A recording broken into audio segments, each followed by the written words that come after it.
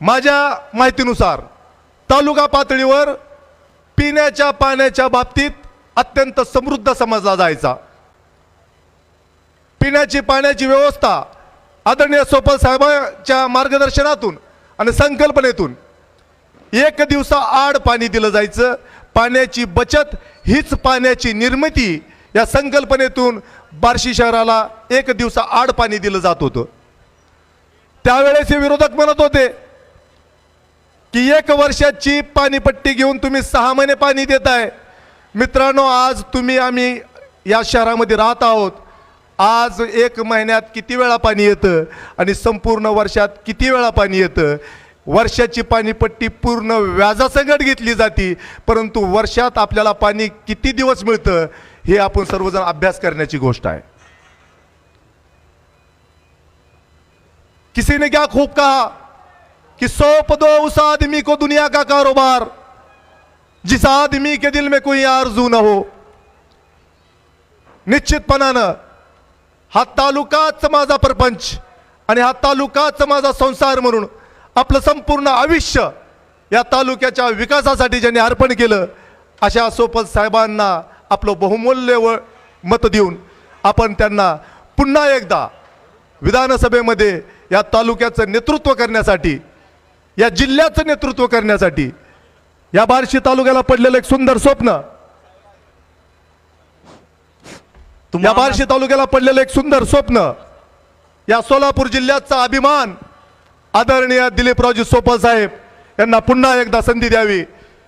तुम्हा आम्हा सर्वांचे लाडके नेते सन्माननीय सोपल साहेब, सन्माननीय विश्वास बारबोले यांचं आगमन झालेलं आहे। जोरदार टाळ्यांच्याकडे गडत त्यांचं स्वागत करायचं आहे। कहो दिल से महाविकास आघाडीचे अधिकृत उमेदवार, महाराष्ट्र राज्याचे माजी कॅबिनेट मंत्री आदरणीय दिलीपरावजी सोपल साहेब व त्याचबरोबर राष्ट्रवादी काँग्रेस पक्षाचे नेते आदरणीय विश्वासभाऊ बारबोले यांचं आगमन या ठिकाणी झालेलं आहे।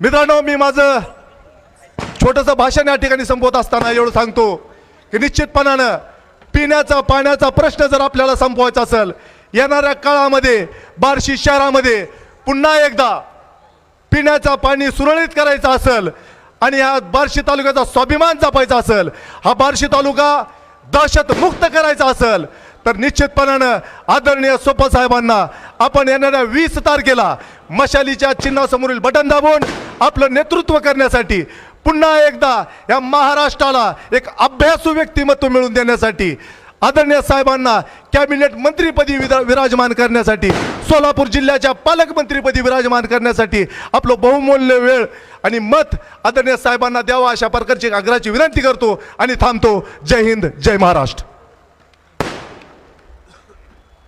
सन्माननीय चांदणे मेंबर यांना विनंती आहे की आपण व्यासपीठावर यावं। सन्माननीय किरण देशमुख यांना सुद्धा विनंती आहे की आपण व्यासपीठावर यावं। आपले नेते सोपल साहेब यांना विनंती आहे की आपण छत्रपती शिवाजी महाराजांना पुष्पार्पण करावेत।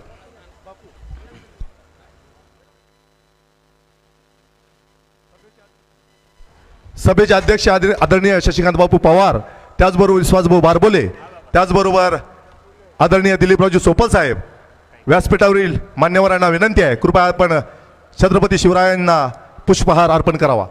छत्रपती शिवाजी महाराज की, छत्रपती शिवाजी महाराज की।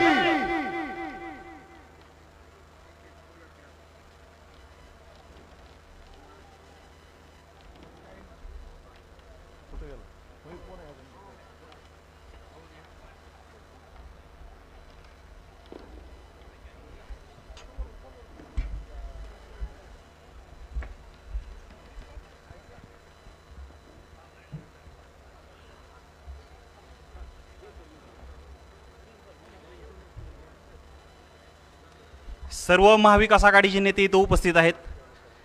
1 महिन्यापूर्वी विरोधकांकडून असा अपप्रचार होत होता की महाविकास आघाडीच्या नेत्यांमध्येच भांडणं आहेत असे आहे, तर या एकजुटीचा परिणाम असा आहे की गेली 4 वर्ष 11 महिने लोकांचे पाय तोडण्याची धमकी देणारे आज लोकांच्या घरी जाऊन पाया पडत आहे। ही ताकद महाविकास आघाडीच्या नेत्यांच्या एकजुटीमुळे आहे। यानंतर शंकर देवकर मेंबर यांना विनंती करतो की आपण आपलं 2 मिनिटात व्यक्त करावा विचार.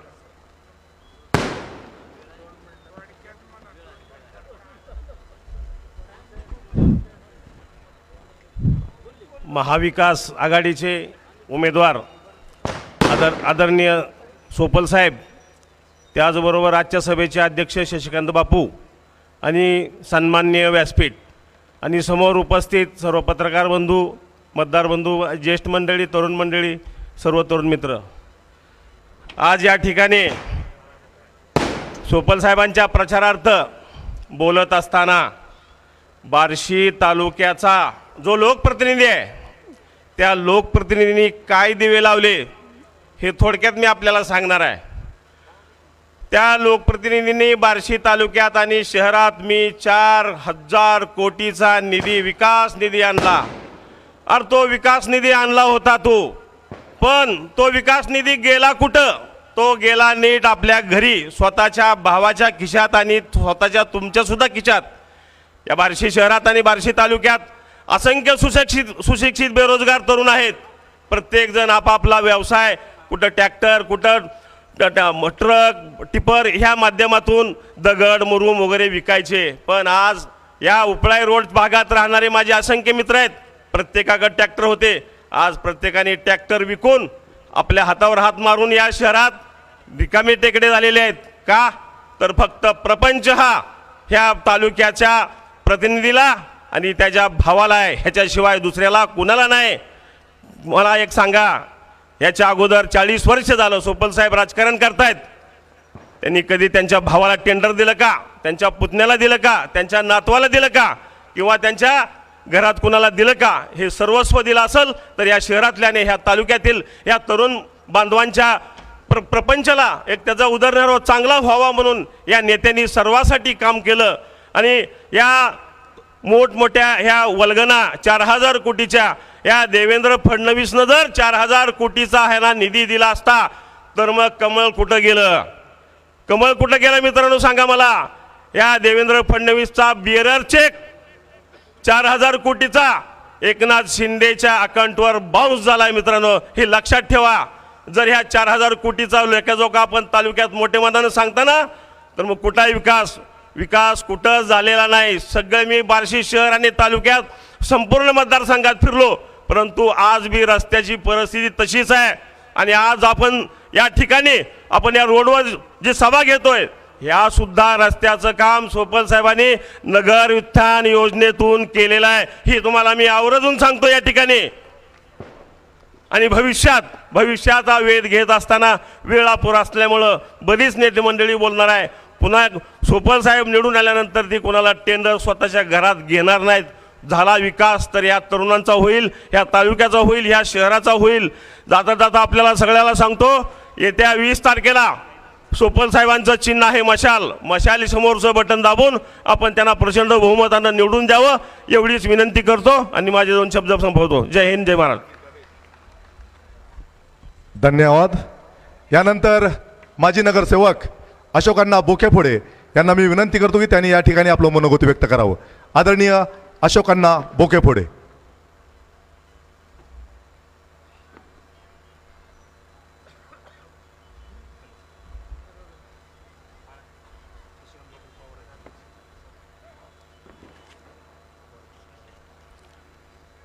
या प्रचार सभेचे अध्यक्ष माननीय शशिकांत बापू पवार, बार्शी विधानसभा मतदारसंघाचे शिवसेना उद्धव बाळासाहेब ठाकरे आणि महाविकास आघाडीचे उमेदवार आदरणीय दिलीपरावजी सोपल यांच्या प्रचारार्थ आजची ही सभा आयोजित करण्यात आलेली आहे.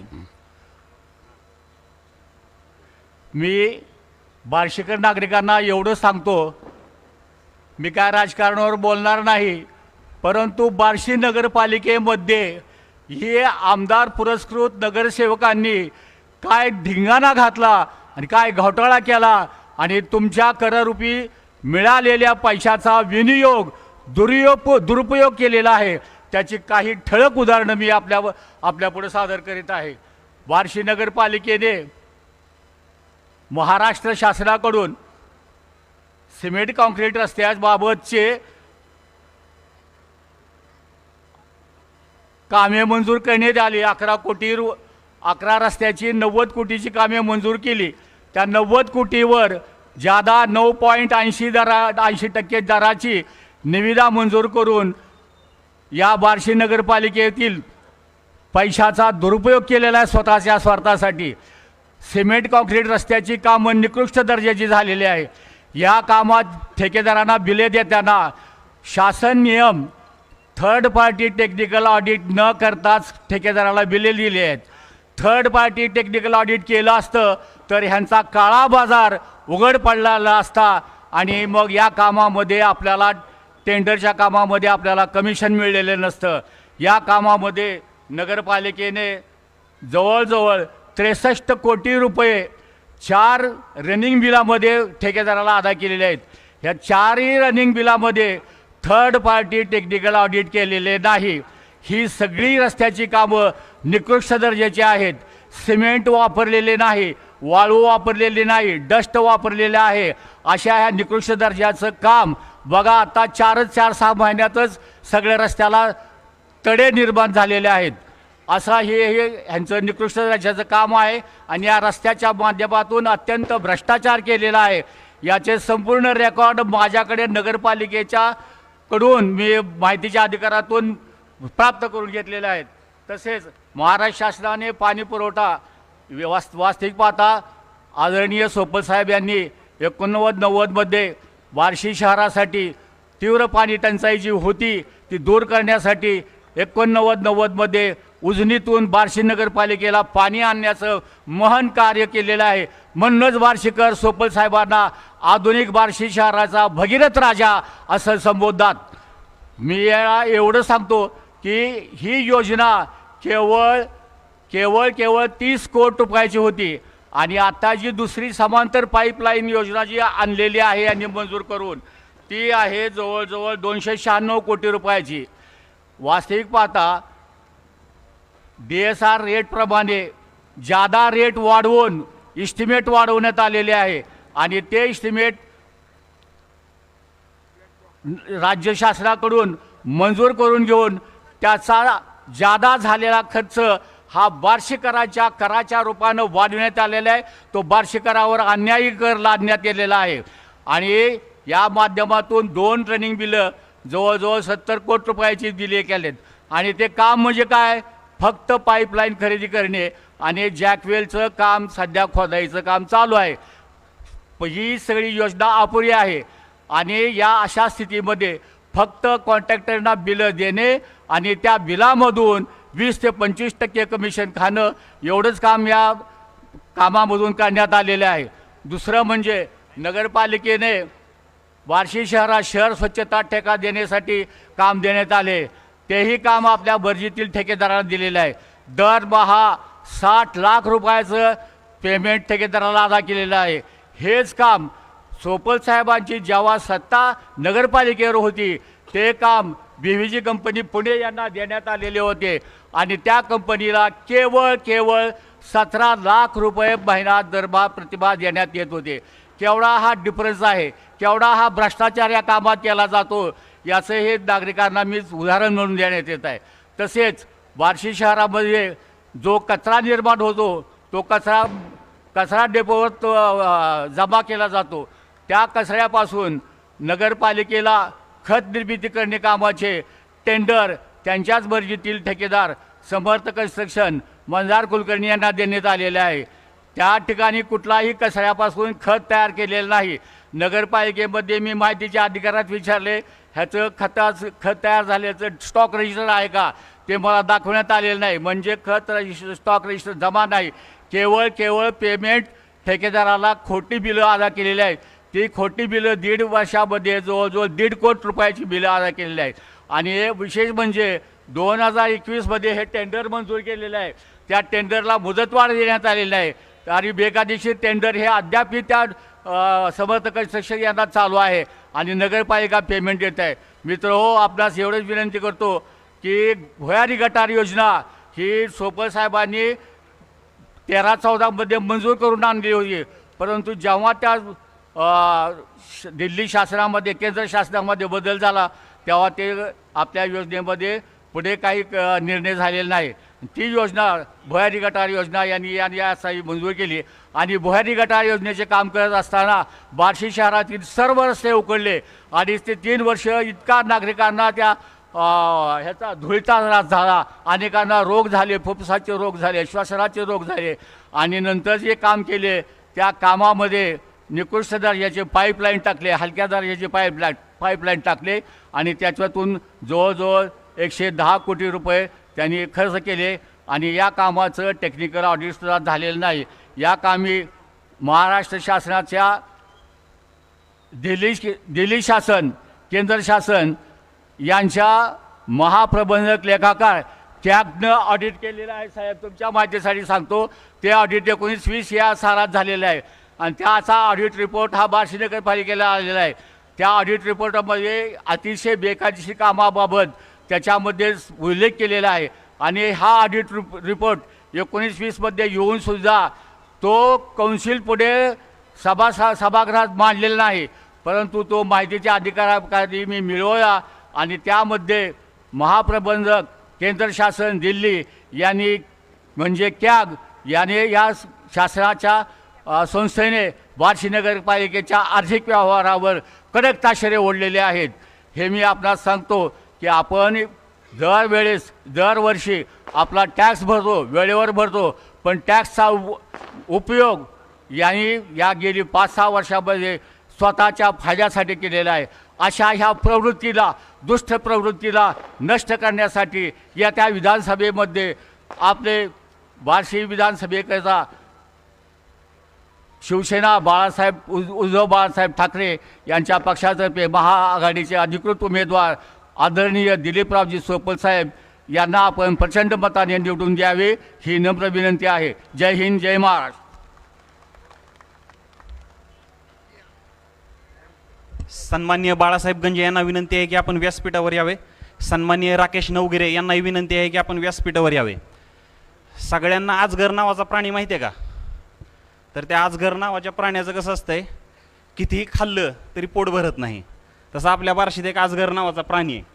पहिल्या टर्मला आरणगाव खाल्लंय, दुसऱ्या टर्मला जामगाव खाल्लंय, तिसरी टर्म जर आली तर कदाचित शेलगाव असेल, कदाचित कासारवाडी असेल, कदाचित सौंदर्य असेल, कदाचित खांडवे असेल, कदाचित लक्षाची वाडी असेल, कदाचित दसपिंपळगाव असेल आणि कदाचित तुमच्यासुद्धा जमिनी असतील त्याच्यामुळं विचार करायचा आहे.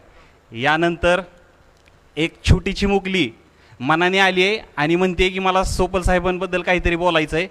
श्रीजा शेळवणे.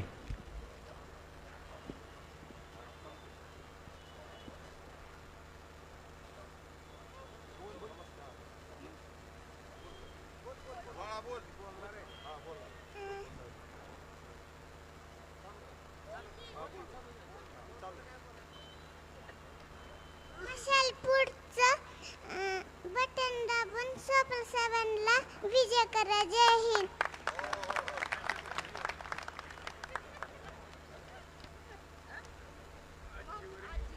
सन्माननीय नानावानी यांना विनंती आहे की व्यासपीठावर यावं. यानंतर विकास शब्द ऐकलाय का? ऐकलाय ना? आपल्या इथं बार्शीत विकास नाही, इकास म्हणतात. इकास ऐकलंय का? इकास शब्द जाऊ दे. यानंतर आपले मत व्यक्त करण्यासाठी ॲडव्होकेट विकास जाधव यांना विनंती करतो.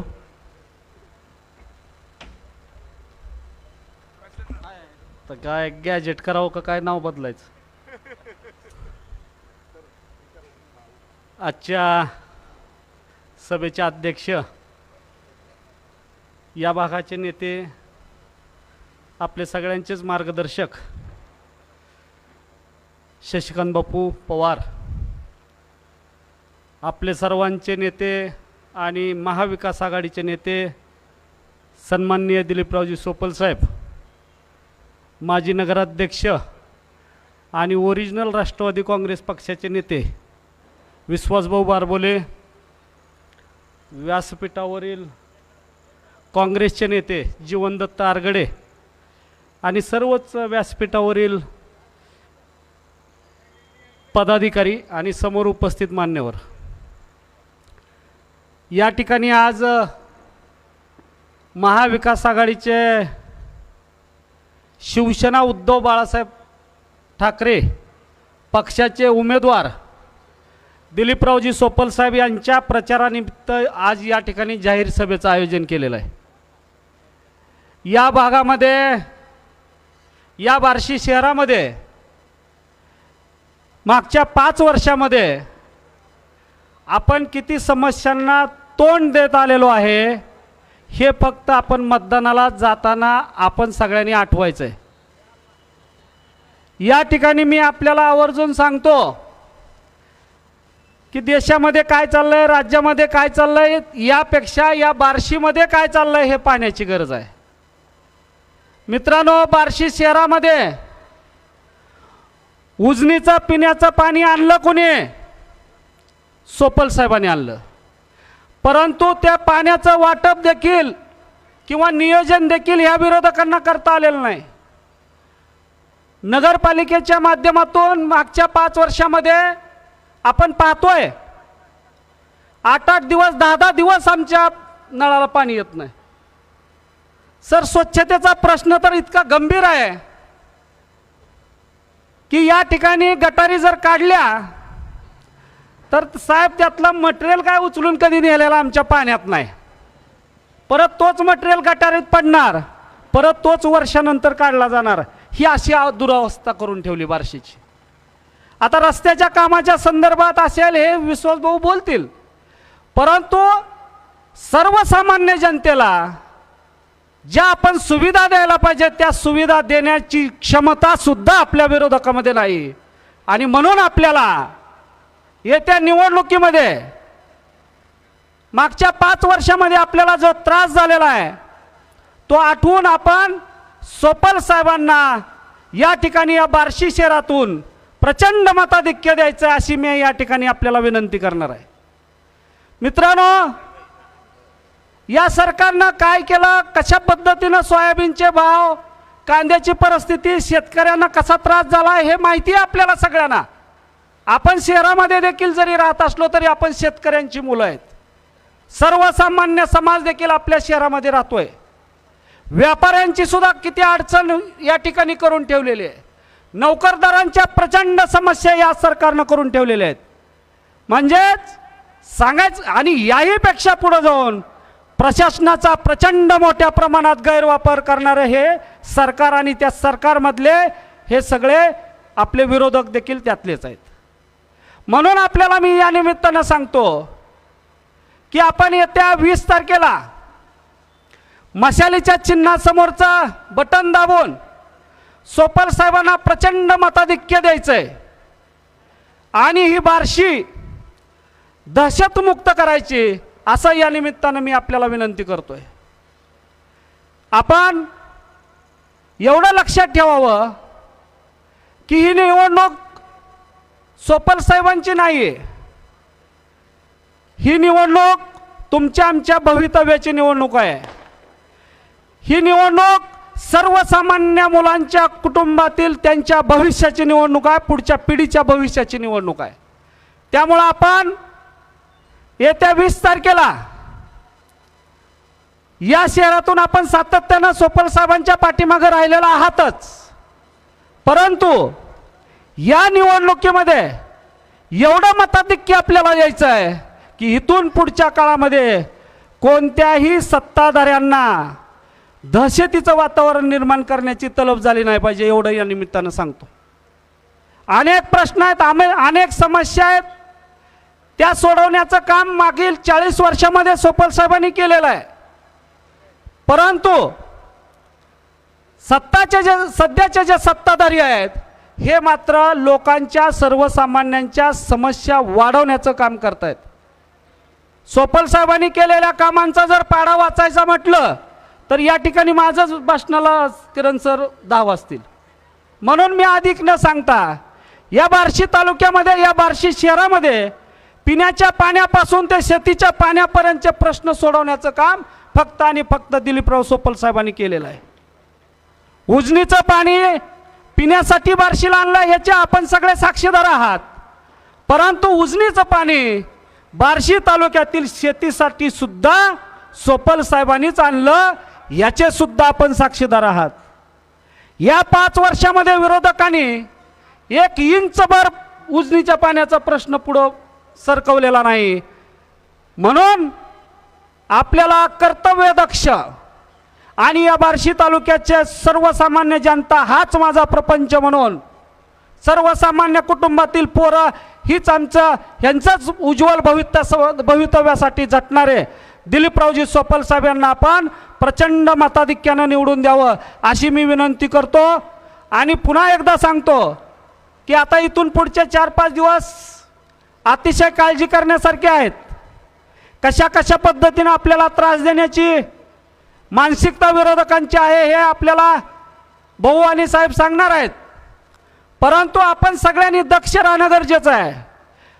रात्र वैऱ्याची असं म्हटलं जायचं, परंतु आता दिवस सुद्धा वैऱ्याचा झालेला आहे. त्यामुळं आपण इथून पुढं 20 तारखेपर्यंत सगळ्यांनी एकजुटीनं एक दिलानं सर्वांना कुठलेही गैरसमज न पसरवता आपापसातले मतभेद विसरून आपण सोपल साहेबांना कसं जास्तीत जास्त मताधिक्य देता येईल यासाठी झटावं. मित्रांनो, 2 मशिनी आहेत. त्यापैकी पहिली मशीन आहे ती पूर्ण भरलेली आहे चिन्हानं.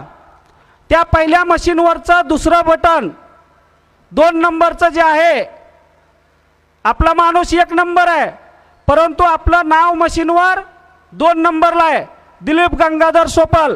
त्याच्या समोर नावाच्या समोर एक फोटो असेल साहेबांचा आणि त्याच्या समोर मशालीचं चिन्ह असेल आणि त्या मशालीच्या चिन्हासमोरचंच आपण बटन दाबायचं आहे. दुसरी जी मशीन आहे त्याच्यावर फक्त 5 चिन्ह आहेत.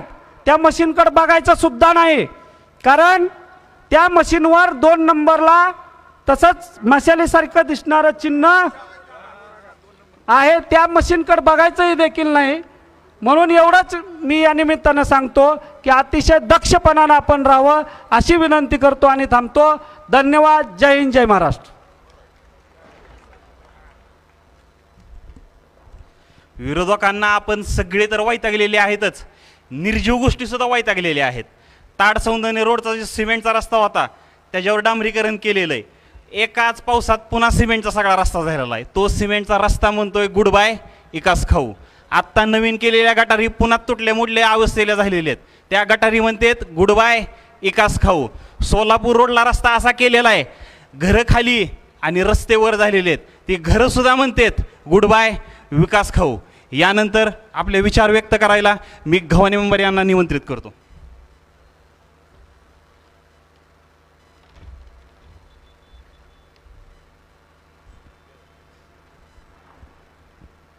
आपल्या महाराष्ट्राचं आराध्य दैवत छत्रपती शिवाजी महाराज व्यासपीठावर आपले नेते दिलीपरावजी सोपल साहेब, राष्ट्रवादी शरदचंद्रजी पवार या पक्षाचे आपले बार्शीचे नेते विश्वासभाऊ बारबोले, सन्माननीय व्यासपीठ समोर बसलेले तरुण मित्र बांधव, बालमित्र बांधव, ज्येष्ठ आणि सर्वश्रेष्ठ माझे या भागातील सर्व बार्शी शहरातील ज्येष्ठ आणि श्रेष्ठ मंडळी, घराघरातून ऐकणाऱ्या माझ्या माता भगिनी, आपल्याला मी थोडक्यात या ठिकाणी या भागातील Upla road, Alipur road, Paranda road आणि कुर्डवाडी रोड या भागातील बऱ्याच ठिकाणी डांबरी रस्ते आत्ता या 5-6 महिन्यात खाली केले होते. ते सध्या काय अवस्थेत आहेत, गाडीसारखे एक गाडीच्या चाका एवढे कृष्ण मंदिर ते उपळा रोड या रस्त्याला गाडीच्या चाका एवढे खड्डे मी बघितले तर आत्ता कुठेतरी गपचीपपणे त्या खड्ड्यामध्ये खडे आणि मुरुम टाकलेला आहे. त्या माणसाला गाडी चालवत असताना, मोटरसायकल चालवत असताना सुद्धा असं वळणं घेऊन गाडी चालवायची परिस्थिती आली. गटरी बांधले, पहिल्या गटरी बांधल्या होत्या दगडी, त्यानंतर आत्ता माझ्या काळात बांधल्या होत्या गटरी सगळ्या, ह्या रोडच्या त्या रोडच्या. मी मागं लागून या ठिकाणी गटरी बांधण्याचा गोडवान देवीचे मंदिर ते गोंदिल मामापर्यंत, उपळा रोडला कचेरीपासून ते उपळा रोडपर्यंत 2003-04ला त्या ठिकाणी दगडी रस्ते, अंतर्गत रस्त्याच्या सुद्धा गटरी दगडी बांधल्या होत्या. आत्ता सध्याच्याला ते गटरी काढून दुसऱ्या गटरी बांधल्यात. 1 इंच कुठं खालच्या बाजूला 1 इंच जाडी आणि वरच्या बाजूला 4 इंच 5 इंच दाखवायचं ह्या ठिकाणी प्रयत्न केलेला आहे. तर मला एक सांगायचं आहे, या 2024 विधानसभा मतदारसंघाचे उमेदवार माजी मंत्री दिलीपरावजी सोपल साहेब यांना अशा प्रचंड मताने या भागातील लोकांनी मतं द्यावी. बार्शी शहरातून तालुक्यात त्यांना भरपूर लीड येणार आहे. तर सगळ्यांनी साहेबांना सहकार्य करावं. साहेबांचं मी या 5 वर्षात, गेल्या पंचवार्षिकमध्ये साहेब ठाकरे सेनेत आले आणि मी प्रवेश केला. 5 वर्षामध्ये त्यांचा स्वभाव मी जवळून बघितला. सगळ्याचा आदर सन्मान साहेबाकडे गेल्यानंतर कुठलंही काम घेऊन जावा, त्या कामाची पूर्तता केल्याशिवाय ते गप्प बसत नाहीत. माझे सुद्धा कार्यकर्त्याचे, माझं काय काम नसतं पण कार्यकर्त्याचे कामं काही केलेले आहेत साहेबांनी. 1 नंबर कामाचा माणूस असा या तालुक्याला भेटलेला आहे. त्यांनी पहिले 4 टर्म या ठिकाणी बरेच विकास कामं केलेले आहेत, ती विसरता कामा नये. आणि आपल्याला जास्त काय बोलायचं नाही. खड्ड्याबद्दल रस्त्याच्या सांगितलं, 4-4 महिन्याचे रस्ते उकळून पडलेले आहेत. 4-4 महिन्याखाली केले, 4 महिन्याखाली 5 महिन्याखाली रस्ता केला आणि त्याच्यावर सिमेंट काँक्रीट लगेच केले, खड्डे पडले म्हणून. भगवंताच्या पलीकडचे रस्ते सगळे उकळून जातात 4च महिने. काय डांबर वापरतं का नाही? तर डांबर वापरत नाहीत. डांबरीच्या रस्त्यावर डबल खर्च करायचा चालू आहे. डांबरीच्या रस्त्यावर सिमेंट काँक्रीट, हे लक्षात ठेवून नळाला पाणी 12 दिवस 15 दिवस झालं, 7 वर्ष झालं नगरपालिका त्यांच्याकडे गेल्यापासून आलेलं नाही. माझ्या घराघरातून ऐकणाऱ्या बहिणींनी हे लक्षात ठेवून मतदान करावं.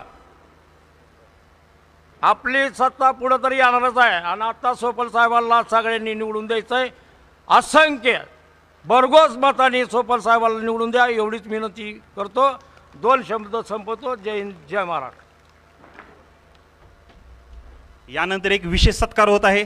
खास तुळजापूरवरून, तुळजाभवानीच्या नगरीतून आनंददादा रोचकरी खास कवड्याची माळ घेऊन सोपल साहेबांचा सत्कार करत आहेत. आनंददादा रोचकरी यांनी व्यासपीठावर यावे ही नम्र विनंती.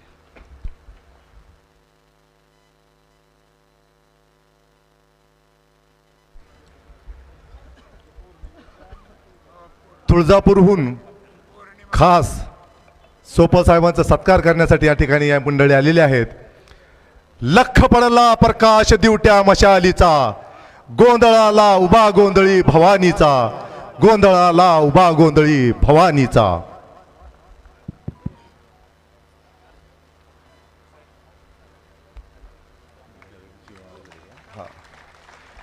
यानंतर काँग्रेस पक्षाचे नेते ॲडव्होकेट जीवनदत्त तारगाडे यांना मी विनंती करतो की त्यांनी या ठिकाणी आपलं मनोगत व्यक्त करावं. आदरणीय ॲडव्होकेट जीवनदत्त आरगडे.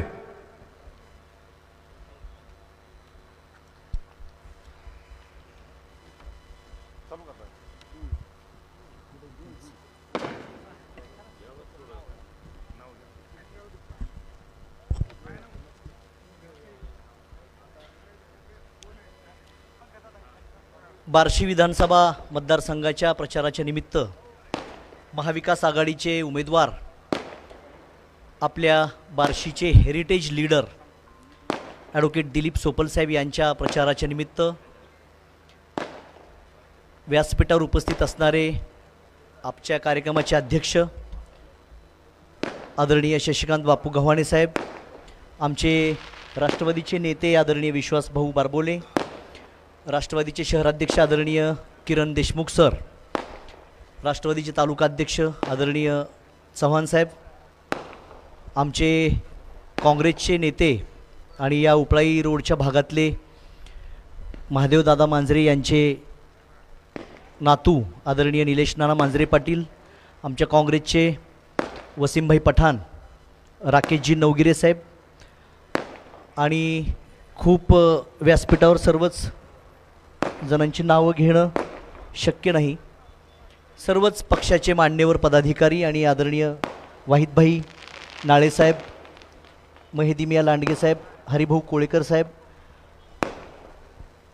दत्तांना, खालून सगळे युवक जे आहेत, टिंकू भैया, पंकजदादा, बंडूसाहेब बंडू पिंगळे साहेब, आमच्या ज्येष्ठ मार्गदर्शिका समोर बसलेले आदरणीय मंदाताई, माजी नगरसेविका रिजवानाताई, शेळवणेताई, सुजित शेळवणे वगैरे सर्व, आपण सर्व जमलेले सर्व सोपल साहेबांचे वैचारिक अनुयायी. आपल्याला ही निवडणूक खूप गांभीर्यानं घेण्याची गरज आहे, कारण निवडणूक म्हणजे काय तशी आली, कुणीतरी आला निवडून आणि जाईल, कुणीतरी काय होईल, कुणी येईल, कोण काय आपल्याला घरी आणून देतं का, आपलं काय आमदारांकडे काम निघत नाही, अशा पद्धतीचा अलिप्ततावाद आजच्या काळात बऱ्याच ठिकाणी ऐकायला मिळतो. खूप लोक म्हणतात की आमचं काय आमदारांकडे कामच पडत नाही, आमचं काय आमच्यातच भागतं आणि मग आम्ही आमदारांकडे आता 5 वर्षापासून गेलोच नाही, नगरसेवकांकडे पण जात नाही, आम्ही आमचं बघतो. वास्तविक पाहता तुम्ही जा नका जाऊ, त्याचा प्रत्यक्ष अप्रत्यक्ष परिणाम आपल्या रोजच्या दैनंदिन जीवनावरती, आपल्या आजच्या पिढीवरती, उद्याच्या भविष्यावरती, आजच्या वर्तमानावरती हे पडतच असतो. मग आता ही निवडणूक आपण कोणत्या अँगलनी घ्यायची, तर ही निवडणूक आपल्या कुटुंबाचा कुटुंब प्रमुख काय असतं की उदाहरण द्यायला सांगितलं तर आता आपले बसलेत आपले शिंदेसाहेब, अंबुनाना, घराचाच कारभारी जो असतो त्याचा एक रुबाब आणि रुतबा असतो. एखाद्या घराचा कारभारी उदाहरण द्यायला सांगितलं तर आता तुकाराम बापूंचं घ्या, घराचा कारभारी रुबाबदार आणि रुतबेशीर असला की सगळे शिस्तीत राहतात, आणि घराचा कारभारी कुणाची कुणाला पायपूस नसला, आता वडाळा घ्या गाव, बळीराम काकांचं गाव दरारा असतो. आदरयुक्त भीती म्हणजे कुणीही काही कुणाला कसंही अन्याय होतो, गावात अराजकता माजते. वडाळ्यामध्ये बघा धाक असतो काकांचा, बळीराम काकांचा. तसाच आपल्याला सुद्धा आपल्या गावामधला आता या बार्शी तालुक्याचा मागच्या 40 वर्षापासूनचा आपण जो रुबाब बघतोय, बार्शी तालुक्याचं जे राज्याच्या राजकारणावरचा प्रभाव बघतोय, तो प्रभाव हा काव्यशास्त्र विनोदातून आणि वैचारिक प्रभावातून, त्यांच्या बोलीभाषेतून, संवाद कौशल्यातून, त्यांच्या मिश्किल शैलीतून आणि त्यांच्या वागण्या बोलण्यातून प्रभाव पडल्यानंतर तो एक आदरयुक्त आदर तयार झालेला असतो. बार्शी तालुक्याच्या राजकीय सामाजिक अभिसरणामध्ये जर आपण नावं बघितली, प्रभाताई, शैलजाताई शितोळे, स्वर्गीय अर्जुनराव बारबोले, ही एक नावं आहेत की ज्यांचं नाव आदराने घेतलं जातं. तसंच ग्रामीण जनतेच्या दारात शिक्षणाची गंगा अवतीर्ण करणारे, सर्वसामान्य जनतेच्या वेदनेशी समरसता साधणारे, अखंड जगात ज्ञानसागर ठरलेल्या तमाम हिंदुस्थानाच्या हृदयातील तेजपुंजरत्न प्रकाश यात्री कर्मवीर डॉक्टर मामासाहेब जगदाळे यांचंही नाव अशाच पद्धतीनं आदरानं घेतलं जातं.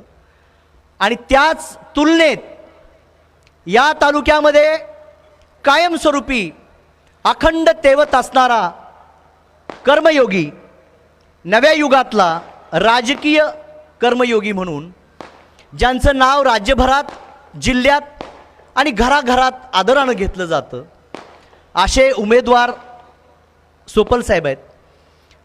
कारभारी घराचा निवडायचा असतो, दर 5 वर्षाला निवडणूक असते.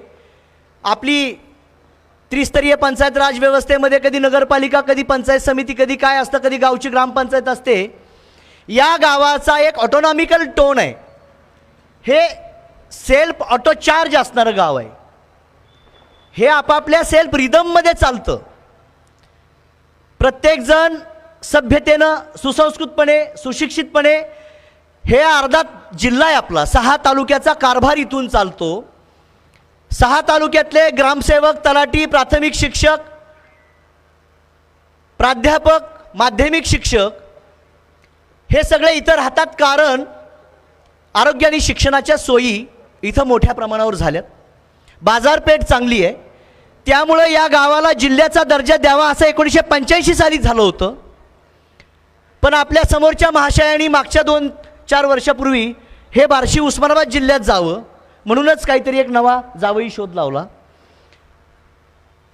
कधी कधी आपल्याकडनं काही चुका होतात. उगीचच आपल्याला पोळी गोड लागली म्हणून आपण येळवणीची आमटी तोंडी लावतो. पण त्याच्यानी काय होते, डिसेंट्री लागते. अचानकच पोटात कळ यायला चालू होते. ही अशी विकासाची कळ. आणि नरक यातनेचा विकास कसा असतो, आता त्या विकासाच्या मुद्द्यावर मी येतो. तर सांगताना माझं एकच तात्पर्य आहे की आपण सगळे एकाच गोष्टीला फार गांभीर्याने घ्यायचं आहे की आपल्या गावचा कारभारी निवडताना योग्य निवड करण्यासाठी आपण असं गृहीत धरू नका, फार लाट आहे हे मान्य करू सगळेच. लाट काय तेही मी सांगेल थोडक्यात. पण प्रत्येकाने आपापली जे लोक बाहेरगावी आहेत त्यांना बोलवून घ्या. ज्येष्ठांना स्वतः मतदानाला घेऊन जा. रिक्षा येईल, गाडी येईल, मला ह्यांनी घेतलंच नाही, मला ह्यांनीच बोलवलं नाही, ही पंकज दादा माझ्या समोरूनच गेला, मला विचारलंच नाही, ह्या असल्या गोष्टी हे नाही करण्याच्या गोष्टी. आता ही निवडणूक आपल्याला स्वतःचा उमेदवार, स्वतःच्या घरातला कारभारी, कुटुंब प्रमुख म्हणून निवडायचा आहे. म्हणून ही निवडणूक घ्यायची आपल्यालाच इतकी गांभीर्याने. त्यामुळं एका बाजूला विरोधक भूलथापा देतोय, विकास केला म्हणून सांगतोय. विकास काय सांगतोय तर मागच्या 2 वर्षामध्ये ते म्हणतात की 4,000 कोटींचा निधी आणला. आता ते 4,000 कोटींचा निधी आणला हे सांगताना घरातल्या गॅसच्या शेगडीला कनेक्शन दिलं, त्याचे 8,000. ते ढोराळ्यामध्ये एक बोर्ड लावला त्यांनी, गावामध्ये किती निधी आणला. हापशाची दुरुस्ती केली, ते पण लिहिली, 250 रुपये. गावामध्ये शाळेतल्या अंगणवाडीमध्ये गॅसचं कनेक्शन दिलं, एवढा मोठा फलक लावला आहे. ओढून ताणून सांगितलं की या गावामध्ये 2.5 कोटी रुपये आणले.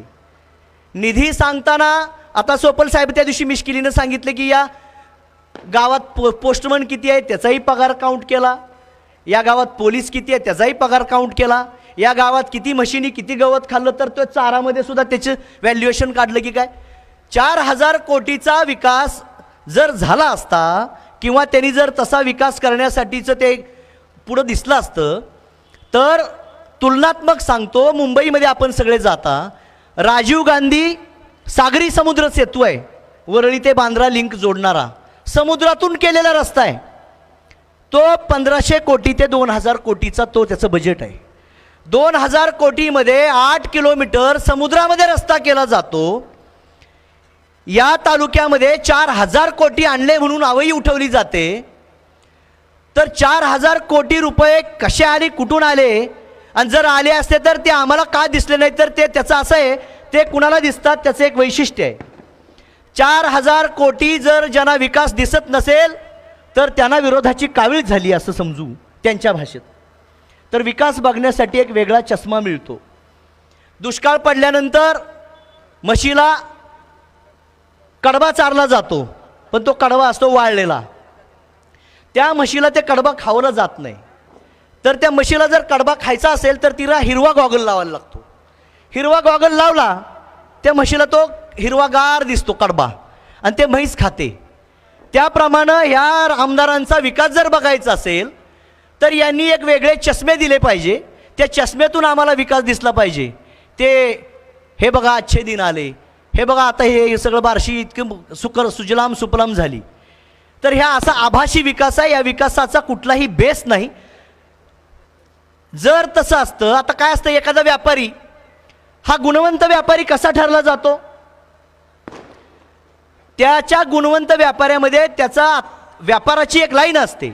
किती कामगार किती दिवस आहेत, ते किती दिवसापासून काम करतात. तसंच माणूस बघताना 3 गोष्टी बघायच्या.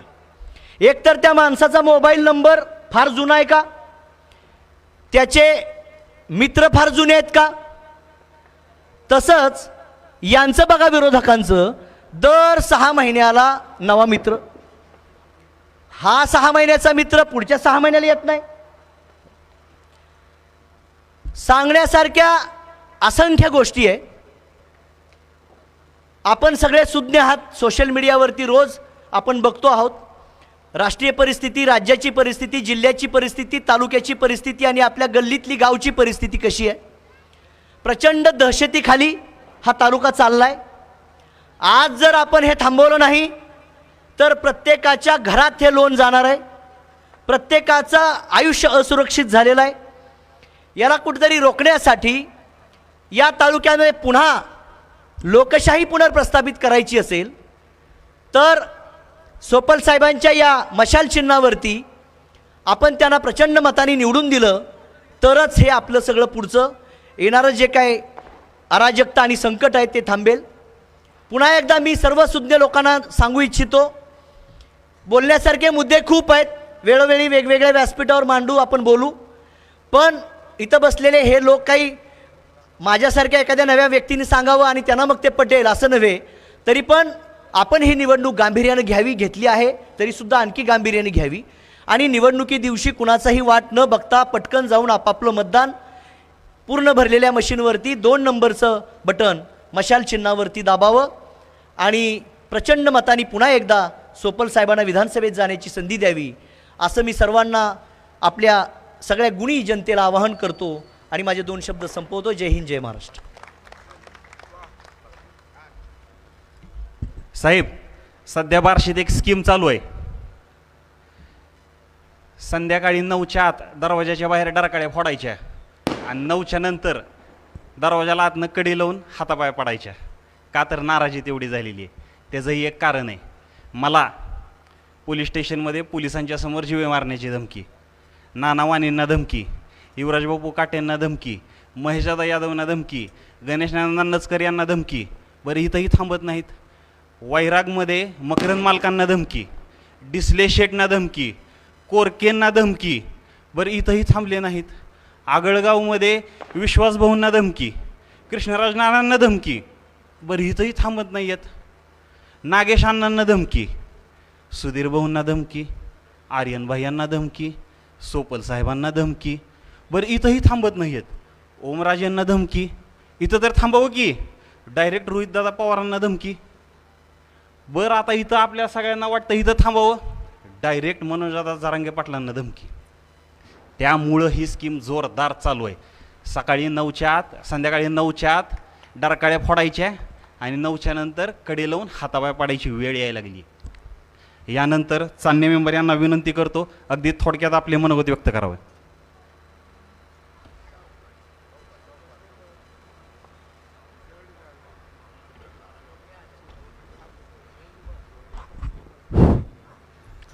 आजच्या या प्रचारसभेचे सन्माननीय अध्यक्ष, आदरणीय या भागाचे जुने जाणकार नेते शशिकांत बापू पवार, ज्यांच्या प्रचारार्थ आपण या ठिकाणी सगळे एकत्रित आलेलो आहोत, त्या आदरणीय दिलीपरावजी सोपल साहेब 9व्यांदा आपल्यासमोर ती मतं मागण्यासाठी विधानसभेच्या संदर्भामध्ये येत आहेत. प्रचंड असा अनुभव असलेला माणूस आणि या पार्श्वभूमीवर निवडणूक होत आहे. महाराष्ट्राच्या अभूतपूर्व निवडणुकीच्या ह्या परिस्थिती निर्माण झाली, त्या परिस्थितीवरती विधानसभेची निवडणूक होत आहे. आपल्या सर्वांना माहिती आहे, आपण टी व्हीच्या पेपरच्या माध्यमातून बघितलं असेल, घटनाबाह्य सरकार या ठिकाणी निर्माण झालं. सरकार गुवाहाटीमध्ये झालं, किती खोक्याचा सौदा झाला आणि किती मस्तवाल या सत्तेतले आमदार किती पैसे घेतले, किती खोके घेतले आणि त्या खोक्याची मस्ती जिरवण्यासाठी हे आपल्याला ह्या निवडणुकीमध्ये आपल्याला सज्ज व्हायचे. कुठून आले पैसे, कशाचे जोर निवडणुका लढवत आहे, पैशाचे जोर. पैशाचे जोर ही निवडणूक लढवण्याची महाराष्ट्राची संस्कृती नाही. आपली निवडणूक ही विचारावरती होती. काय केलं तुम्ही, आम्ही काय करणार, आणि त्याच्यावरती मग साधक बाधक चर्चा होऊन त्याच्यामध्ये मतदार राजा हा त्याच्यामध्ये निर्णय घेत असतो. आणि त्याच्यामुळं आपल्याला मतदाराला आवाहन करण्यासाठी, त्यांच्यासाठी नतमस्तक होण्यासाठी, माझं काय चुकलं आहे, माझं बरोबर काय, मी काय केलं, काय करणार आहे, हे सांगू काम चर्चेसाठी सभा असतात. परंतु गुंडगिरीची भाषा आता सांगितली या ठिकाणी.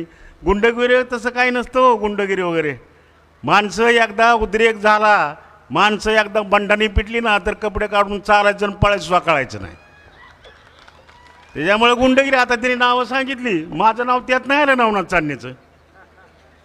हे असं नसतं. गुंड कसलं गुंड? प्रत्येक माणूस हा अन्याय अत्याचाराविरुद्ध लढणारा माणूस हा प्रत्येक माणूस गुंडच असतो. त्याच्यामुळं या अन्याय अत्याचाराला सामूहिकरित्या मतदानाच्या माध्यमातून आपल्याला त्याची गुंडगिरी आपल्या मतदानाच्या माध्यमातून, गुंडगिरीच्या माध्यमातून संपवायची आहे. या ठिकाणी नगरपालिकेचा उपभोग करण्यात आला. 4,000 कोटीचा बी त्या ठिकाणी उल्लेख केला. 4,000 रुपये कोटी कशाला म्हणतात तो? इथं स्टेजवर बसलेल्या माणसाला सुद्धा, सगळ्या माणसाला, विद्वान वकील साहेब, दिलीपराव सोपल वकील साहेब आहेत, त्यांनी सुद्धा एका मिनिटात शून्य सांगावे 4,000 कोटीवर किती होतात. त्याचा हिशोबसुद्धा करता येत नाही. आणि 4,000 कोटी मग आणले गेले कुठं? 4,000 कोटी 100 कोटी असू द्या, त्याच्यामध्ये प्रस्तावित योजना, नियोजित योजना, इस्टिमेटला असलेल्या योजना, सर्वेक्षणात असलेल्या योजना, या अशा हा 10 वर्षाचा कार्यक्रम असू शकतो. आणि 10 वर्षाचा कार्यक्रम 10 वर्षानंतर ते आपल्याला दृष्टिपथात येणार आहे. आणि मग मी विकास केला असं कसं म्हणता येईल आपल्याला? आता रेल्वेचं तुम्हाला उदाहरण सांगतो. रेल्वेचं सर्वेक्षण होतं. रेल्वेला 1,00,000 कोटी रुपये सरकार मंजूर करते, केंद्रीय मंत्रालय त्याला मंजुरी देते. त्याच्यानंतर ती सगळी प्रक्रिया सुरू होते आणि आपल्याला रेल्वेत बसायला 20 ते 25 वर्ष लागतात. म्हणजे तो विकास मी केला का त्या त्यावेळेच्या विद्यमान आमदार खासदारांनी? असं नाही होत ते. आणि तुम्ही त्या प्रक्रियेमध्ये ज्यावेळेस आता लोक तुम्हाला ज्यावेळेस मतं देता, त्याच्यावेळेस त्यांची काम करण्याची त्यांची जबाबदारी आहे. आणि त्याच्यामुळं मी केलं असं होत नसतं. त्याच्यामध्ये आपल्या 5 वर्षाच्या वाट्यामध्ये आपण काय केलं, काय नाही केलं, काय चुकलं, त्याच्यामध्ये तुम्ही काय त्यात पिकलं, त्याच्यामध्ये फक्त गुंडगिरी, पैसा. आणि ह्या तालुक्यातला जो सरकारी अधिकारी आहे, मी सरकारी अधिकाऱ्याला दोष देईन. ही सरकारी अधिकाऱ्यांची प्रचंड टोळी, चोऱ्या करण्याची टोळी या तालुक्यामध्ये निर्माण झाली. प्रचंड अशी लॉबी झाली. प्रत्येकाची टक्केवारी ठरलेली, प्रत्येकाची टक्केवारी ठरत तर त्याचे टप्पे घेत अंतिम टप्प्याकडे जाते. आणि मग मला सांगा कसा विकास? त्या विकासाचा पैसा 4,000 कोटीतले मी म्हणतो ह्यातच सगळे जाणार ना पैसे, जनतेच्या हातापर्यंत काय येणार आहे? आणि म्हणून या ठिकाणची साहेबांना मी विनंती करेन, साहेब तर आमदार होणारच आहेत. आमदार झाल्यानंतर विकासाच्या कामाला थोडीशी बगल देऊन ही जे सरकारी अधिकारी आहेत, ज्यांनी भ्रष्टाचार 5 वर्षी केला आहे, नगरपालिका असेल, BNC असेल, तहसीलदार असेल, प्रचंड भ्रष्टाचाराचं प्रमाण या सर्वसामान्य माणसाला माहीत आहे. आणि त्याच्यामुळं यांचा पहिला बंदोबस्त करा. आता विकास केला, 4,000 कोटी कुठं वळी ते गेलं? मला तर वाटतं की जे 7वा 8वा वेतन आयोग आहे, जे सरकार जाहीर करतं, त्याच्यामध्ये ह्यांच्या योजनेतले 4,000 कोटीचे पैसे सरकारकडे जमा होतात की काय? अशा प्रकारचा ते आकडा बघून आपल्याला वाटते. काय सर्वांगीण विकास या तालुक्याचा, शहराचा झाला पाहिजे, अशा प्रकारची भूमिका असली पाहिजे. सर्वांगीण विकास काय झाला आहे? आज मागासवर्गीय समाजाची परिस्थिती काय? मागासवर्गीयसाठी तुम्ही काय उद्योगधंद्याची सोय केली? जे आहे ते धंदे बंद पाडण्याचं काम केलं. त्याच्या आयुष्यामध्ये ऊर्जावस्थेत आणण्यासाठी त्यासाठी काय एखादी स्कीम आणली? महामंडळाच्या माध्यमातून मागासवर्गीयावर काम करणारी जी महामंडळ आहेत त्याचा निधी वाढवण्यासाठी, त्याची नोकरभरती होण्यासाठी, त्याला कर्जाच्या माध्यमातून काय मदत करण्यासाठी काय केलं? एक उदाहरण सांगा. असंघटित जो कामगार आहे या तालुक्यातला, असंघटित कामगारासाठी काय तुम्ही प्लॅनिंग आहे? तुमचं काय योजना आणली? काहीच नाही. एकाच विषयावर चर्चा होती, उजनीच्या पाण्याच्या संदर्भातली. आता सगळ्या जगजाहीर आहे, उजनीचं पाणी कुणी आणलं, कसं आणलं, त्याच्यावर टीका केली जाते की पाईप एकदा टाकले, खोदलं एकदा. अरे बाबांनो, त्यावेळीची यंत्रणा आपल्याकडे नव्हती, सरकारकडे यंत्रणा नव्हती, कॉन्ट्रॅक्टरकडे यंत्रणा नव्हती. त्या टायमाला JCB होते का? योजना झाली मंजूर कधी? नगरपालिकेच्या माध्यमातून ठराव करून. आणि त्यावेळेस JCB नव्हत्या, त्याच्यामध्ये कॉन्ट्रॅक्टर तेवढे असे ताकदवान नव्हते. आणि त्याच्यामुळे ती थोडंसं उजनीला वेळ लागला. आता हे म्हणतात की पाईप टाकायला इतके वर्ष गेले, खोदायला इतके वर्ष गेले, पाणी सुटायला इतके वर्ष गेले, पण सर्वसामान्य जनता ही सूद नाही. आणि त्याच्यामुळं पाणी तर प्यायला मिळालं ना. मराठवाड्याचं प्रवेशद्वार असलेलं बार्शीमध्ये त्या टायमाला माणसं म्हणजे लग्न होत नव्हती बार्शीत पाणी नाही म्हणून. आणि ज्यावेळेस उजनीचं पाणी बार्शीला सोपल साहेबांनी पाजलं त्या टायमाला लग्न व्हायला लागली. कारण का लोक विचार करायचे बार्शीत काय परिस्थिती आहे, पाणी नाही 72च्या दुष्काळानंतर. आणि नंतर ज्यावेळेस पाणी आलं त्या टायमाला बार्शीच्या ज्या तालुक्यामध्ये लग्न व्हायला लागली. अशा प्रकारची पाण्याची परिस्थिती होती. उपसा सिंचन योजनेच्या संदर्भामध्ये सोपल साहेबांनी युतीच्या काळामध्ये मनोहरपंत जोशी साहेबाकडून ती योजना मंजूर करून आणली. या तालुक्याला आजगारासारखा असा वेढा टाकणारी ही उपसा सिंचन योजना आज कारणही झाली. त्याला वेळ लागला पण ती झाली ना. ते सुरुवात कुठनं केली तरीसुद्धा सोपल साहेब त्याच्यावरती असं 1-2 मिनिटसुद्धा जास्त बोलू शकत नाहीत की बाबा मी आणलं.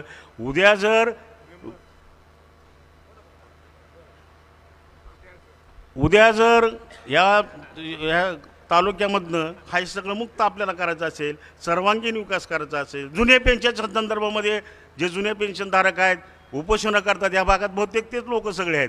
काय तुम्ही त्यांच्यासाठी काय केलं? काय त्यांच्या शिष्टमंडळाला घेऊन कधी त्या मुख्यमंत्र्याची भेटगाठ झाली?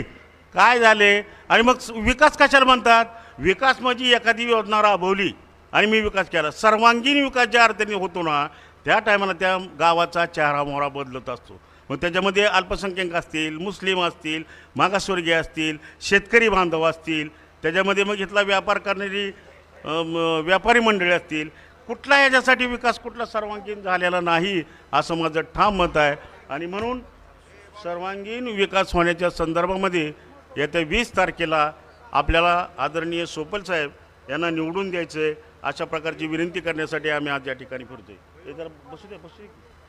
यामध्ये आता तुम्हाला मी सांगतो म्हणजे उत्साहाचं तुम्हाला वातावरण सांगतो की ह्या 10-12 दिवसामध्ये आम्ही प्रचाराच्या निमित्तानं आम्ही फिरतोय. पूर्ण तालुक्यामध्ये फिरतोय. प्रचंड असा प्रतिसाद या ठिकाणी मिळतोय. लोकांच्या शर्यती लागल्या आहेत.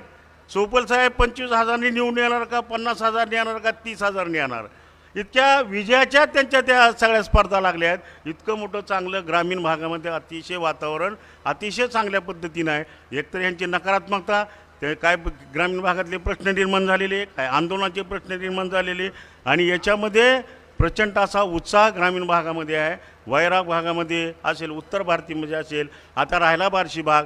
आता या बार्शी भागामध्ये आपल्याला माहीत आहे, आपण ऐकून बी आहात की आता पैशाचं वाटप होणार आहे म्हणून. आणि पैशाचं वाटप तुमच्या बाबतीत का म्हणतात? म्हणजे हा पैसा आला कुठून? सोपल साहेबाच्या गटातून कुठे ऐकाय मिळते का की बाबा हे पैसे वाटणार आहेत, हे पैसेवाले आहेत? मग तुमच्यावरच का आरोप होतात ते? आणि म्हणून या त्या पैशाला खाण्यापिण्याला आता मी 1-2 मिनटात माझं संपवतो. मी आता पदयात्राच करत होतो, मला उशीर बी झाला. पदयात्रा करत असताना माझ्या वस्तीमध्ये आज काहीतरी चिकनचा प्रकार झाला. चिकन वाटण्यात आलं. मग मी असं फिरत असताना कोपऱ्याला ते चिकनचे पॅकेट पडलेले मी बघितलं. मला वाटलं हे काय बदले. मी तपासून बघितलं कार्याकडे कोणतं ते चिकन होतं. मी म्हणलं त्या बाईला म्हणलं ते दोघं नवरा बायकोला, अरे हे म्हणलं टाकून का दिलं? ह्याला काय म्हणजे मांजरीने तोंड लावलं आहे का कुत्र्याने तोंड लावलं आहे? तर ते म्हणले की ते मांजरीने कुत्रीनं खाण्यापेक्षा आम्ही ते टाकून दिलं कारण का त्याच्यामध्ये त्या चिकनमध्ये विष बाधा होण्याची शक्यता आहे या राजकीयदृष्ट्या. आणि म्हणून आम्हाला ती चिकनसुद्धा आम्ही खाऊ शकत नाही. अशा प्रकारची निगेटिव्ह भावना या लोकांमध्ये मतदारामध्ये निर्माण झालेली आहे. आणि म्हणून येत्या काळामध्ये सोपल साहेबाची ही 9व्यांदा निवडणूक आहे. अतिशय परिपक्व महाराष्ट्रातला एक मोठा नेता आपल्याला आपल्या गावात असल्यामुळे थोडंसं आपल्याला त्यांचं महत्त्व थोडंसं कमी वाटत असेल.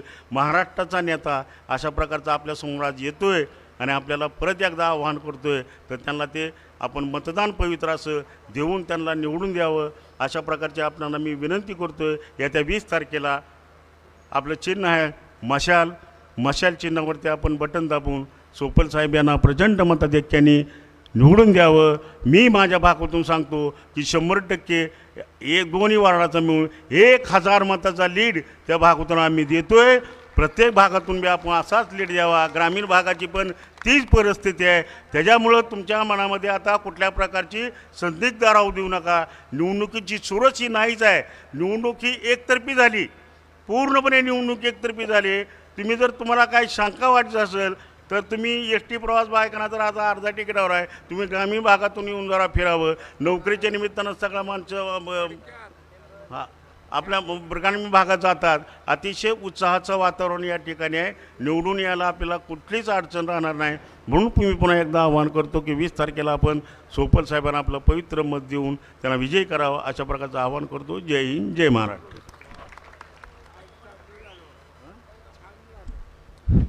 दहशत काय असते ती तुम्हाला एक 2 ते 3 उदाहरणं सांगतो. यानंतर सन्माननीय कृष्णराज बरबोले यांना विनंती करतो की आपले विचार थोडक्यात व्यक्त करावेत.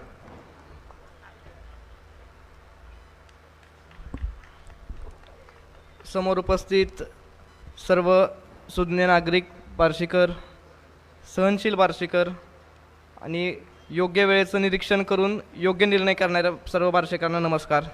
आज आपण सोपल साहेबांच्या प्रचारानिमित्त सर्वजणच आपण जमलेलो आहोत. त्यांचे विचार ऐकायला आलो आहोत. व्यासपीठावरील सर्वच प्रमुख मान्यवरांनी आपले विचार व्यक्त केले. तुम्हाला सांगितल्या गोष्टी की बाबा सोपल साहेबच का निवडून द्यायचे आहेत, राजेंद्र राऊत का नको आहेत, स्पष्टपणे सर्वांनी ह्या सगळ्या गोष्टी सांगितल्यात. आणि तुम्ही पण हुशार आहात.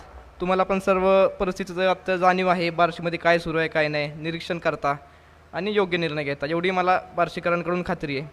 आज आपल्या सभेसाठी उपस्थित मान्य माजी नगराध्यक्ष विश्वासू वारबोले आणि सर्वच ज्येष्ठ मंडळी, आमचे तरुण कार्यकर्ते आणि आपल्या साहेबांवर आणि शिवसेनेवर प्रेम करणारे, महाविकास आघाडीवर प्रेम करणारे सर्व उपस्थित सर्वांना नमस्कार.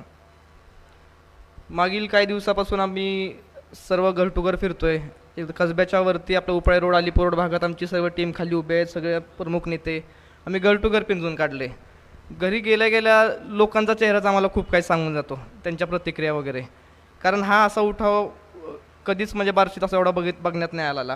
कारण एका लोकप्रतिनिधीबद्दल एवढी नाराजी आणि ती लोक उत्स्फूर्तपणे मांडत आहेत. तर ही नाराजी सोपल साहेबांना 100% आज कळतं आहे. लोकांना फरक कळतो आहे की जेव्हा आपण एकाला सत्ता येतो ते 5 वर्ष कसे जातात आणि त्या 5 वर्षानंतर काय 5 वर्षात काय त्रास झाला आहे, तर त्यामुळे आपल्याला मागच्या उमेदवाराची किंमत कळते. तसंच परिस्थिती आत्ता बघतोय आम्ही. खूप मोठी नाराजी आहे लोकांच्या मनामध्ये आणि ती खतखत उघडपणे ते बोलून दाखवत आहेत. आणि एक तुम्हाला 2-3 फक्त कारणं सांगतो थोडक्यामध्ये की कसं काय आपण जिंकलो ही निवडणूक. जेव्हा तिकीट डिक्लेअर व्हायचे होते साहेबांचं, तर पहिल्याच गाडीतच आपलं तिकीट डिक्लेअर झालं, AB फॉर्म आला. पण भाजप हा असा पक्ष आहे कमळाबाई, चिवट आहे पक्ष. तो सर्वे करतो भरपूर, सगळ्या म्हणजे पिळून पिळून कुठं ठेंबत काय निघतोय काय निघतोय सगळ्याकडे लक्ष असतं. तर त्यांनी 3-4 सर्वे बार्शीमध्ये केले आणि तिन्ही सर्वेमध्ये त्यांना स्पष्टपणे त्यांना कळालं की त्यांचे विद्यमान आमदार राजेंद्र राऊत हे पडतायत. जसं त्यांना कळालं की आमदार राजेंद्र राऊत पडतायत, तर त्यांनी काय केलं की बाबा आमच्याकडे पडणारा उमेदवार नको. त्यामुळं भाजपच्या तिकीटावर त्यांचं काय ठरलं की अगोदर भाजपच्या तिकीटावर उभं करायचं त्यांना. ते पण त्यांनी पण कबुली दिली की आम्ही भाजपचाच उमेदवार आहे, त्यांचंच तिकीट घेणार आहे. पण नंतर पक्षाकडूनच जेव्हा पक्षाला कळलं की आपला उमेदवार पडणार आहे, तर पक्षाने त्यांना वेगळे पर्याय सुचवले. जसे की बाबा कुठं तुम्ही शिवसेनेतच जावा, कुठं घड्याळच घ्या, बाणच घ्या. आपला स्ट्राईक रेट कमी नाही करायचा. भाजपला तेवढं नक्की डोक्यात होतं. त्यांनी जागा सोडून दिली. ते म्हणले की पडणारी जागा तिकडं ढकला बाणाकडं आणि आपली एक जागा वाचवा. ती एक गोष्ट झाली. परत लोकांची नाराजी, नगरपालिकेतले कामं जे मी 5 वर्ष उपनगराध्यक्ष होतो. विकास ही निरंतर चालणारी गोष्ट असते. तुम्ही विकास बोलताय ना. आता मागच्या वेळेस जेव्हा बहुनगराध्यक्ष होते तेव्हा आपल्या नायकवाडी प्लॉटला वगैरे तेव्हा काही रस्ते नव्हते अगोदर, तेव्हा रस्ते झाले, सगळं झालं. म्हणजे विकास ह्या गोष्टी सुरूच होत असतात. वर्ण निधी येत असतो आणि ते लोकमतीचं काम असतं की ते का आपला निधी आपल्या खालीपर्यंत पोचवणं. पण विकास करताना त्या विकासाची गुणवत्ता पण आपण तपासली पाहिजे आणि त्याचा मागचा हेतू. तुम्ही किती टक्केवारी घेताय? 10-10, 15-15 टक्केवारी घेताय. तुमची प्रॉपर्टी कशाने वाढली? जशी नगरपालिकेची सत्ता तुमच्याकडे आली, अगोदर काय सत्ता होती का? 16 साली सत्ता नगरपालिकेची जशी आली तशी तुमच्यात आर्थिक भरभराटी तुमची वाढली, प्रॉपर्टी वाढली, पैसा आला. आणि तो पैसा कुठून आला? नगरपालिका उकरून खाल्ली, सगळी उकरून. ठेकेदारांकडून टक्केवाऱ्या, 1.25 टक्केवाऱ्या घेतल्या. स्वतःच्या घरी तर कामं घेतातच आणि गुणवत्ता काय शून्य. म्हणजे स्वतःचा विकास, जनतेचा विकास हा दुय्यम गोष्ट आणि स्वतःचा विकास हा हे प्राथमिक समजतात. त्यामुळे आज एवढी 700 कोटीच्या कुठं प्रॉपर्टीच्या तुमच्या पण तक्रारी पेंडिंग आहेत, सगळ्या गोष्टी आहेत. लोकांना कळतात ह्या गोष्टी. सत्ता आल्यावर त्यातनं कुणाचा विकास झाला आहे, लोकांचा झाला आहे का स्वतःचा झाला आहे. आणि आपल्या बार्शीकरांची एक सवय चांगली की ते मतं कशाच्या आधारावर देतात. विकास तर काय पैसे, सरकारी पैसे येणारच होणारच आहेत, पण तुमचं वागणं, तुमचं आचरण, तुमचं बोलणं ह्या खूप गोष्टी लोक बारकाईनं लक्ष असतं सगळ्यांचं, की नेता आमदार कसा वागतोय, कसा बोलतोय, त्याची वृत्ती कशी आहे, लोकांना त्रास किती देतोय. तर असं जर झालं तर मी तर म्हणतोय आपल्या महाविकास आघाडीच्या लोकांना त्यांचा त्रास नाही आहे, त्यांचा त्रास त्यांच्या स्वतःच्याच लोकांना आहे. त्यांची भीती, सगळे कार्यकर्त्यांना भीती आहे की बाबा हा माझा माणूस कधी आम्हाला टपली मारेल, कधी तर काय करेल. तर ह्या सर्व गोष्टी आपण लक्षात ठेवायच्या आहेत. आणि 20 तारखेला आणि सगळ्यात महत्त्वाचा एक शेवटचा मुद्दा आपल्या मराठा आरक्षणाचा मुद्दा, कारण आपण एकदा बहुसंख्यक मराठा समाज आपल्या उपरा रोडला, अलीपूर रोडला सगळीकडे आपण आहोत. आता फक्त विसरायचं नाही आहे की जो माणूस प्रामाणिकपणे मराठा समाजाची भूमिका मांडत होता त्या माणसाला विरोध करणं हे किती चुकीचं आहे. आणि तुम्ही मतदान रूपी तो राग जो आहे जरंगे पाटलांवर तुम्ही जे बोललात, ज्या भाषेमध्ये बोललात, तो राग तुम्ही विसरायचा नाही. आणि तो राग आपण 20 तारखेला मतदान पेटीतून आपण व्यक्त व्हायचा आहे. सर्व मी नागरिकांना अजून एकदा तळतळीची विनंती करतो की बार्शीला आपल्याला गुंडगिरीमुक्त, दहशतमुक्त आणि मोकळा श्वास हवा असेल तर सोपल साहेबांना भरपूर मतांनी आपल्याला निवडून द्यायचं आहे आणि विधानसभेत पाठवायचं आहे. तर सर्वांना माझी नम्र विनंती, कमी दिवस राहिलेत त्यामुळे सर्व आपल्या जेवढे जवळचे नातेवाईक असतील, शेजारी असतील, सर्वांना तुम्ही सांगा की सोपल साहेबांनाच निवडून द्यायचं आपल्याला ह्यावेळेस. धन्यवाद. जय हिंद, जय महाराष्ट्र. धन्यवाद नाना. आत्ता आपण सांगितल्याप्रमाणे हा महाराष्ट्र छत्रपती शिवरायांच्या विचारांचा वारसा जपणारा महाराष्ट्र, आदरणीय मनोजदादा जरांगे यांच्या आदेशानुसार निश्चितपणानं संपूर्ण महाराष्ट्रामध्ये सुपळा साफ केल्याशिवाय राहणार नाही. आणि त्यामध्ये हा बार्शी शहर आणि तालुका कुठेही मागं राहणार नाही. यानंतर युवा नेते आदरणीय आर्यन भैया सोपल या ठिकाणी उपस्थित, यांना विनंती करतो की कृपया आपण व्यासपीठावर येण्याची कृपा करावी. युवा नेते आदरणीय आर्यन भैया सोपल यांचं आगमन या ठिकाणी झालेलं आहे. यानंतर मी बार्शी नगरपालिकेचे माजी नगराध्यक्ष आदरणीय विश्वास वारबोले यांना विनंती करतो की त्यांनी या ठिकाणी आपलं मनोगत व्यक्त करावं.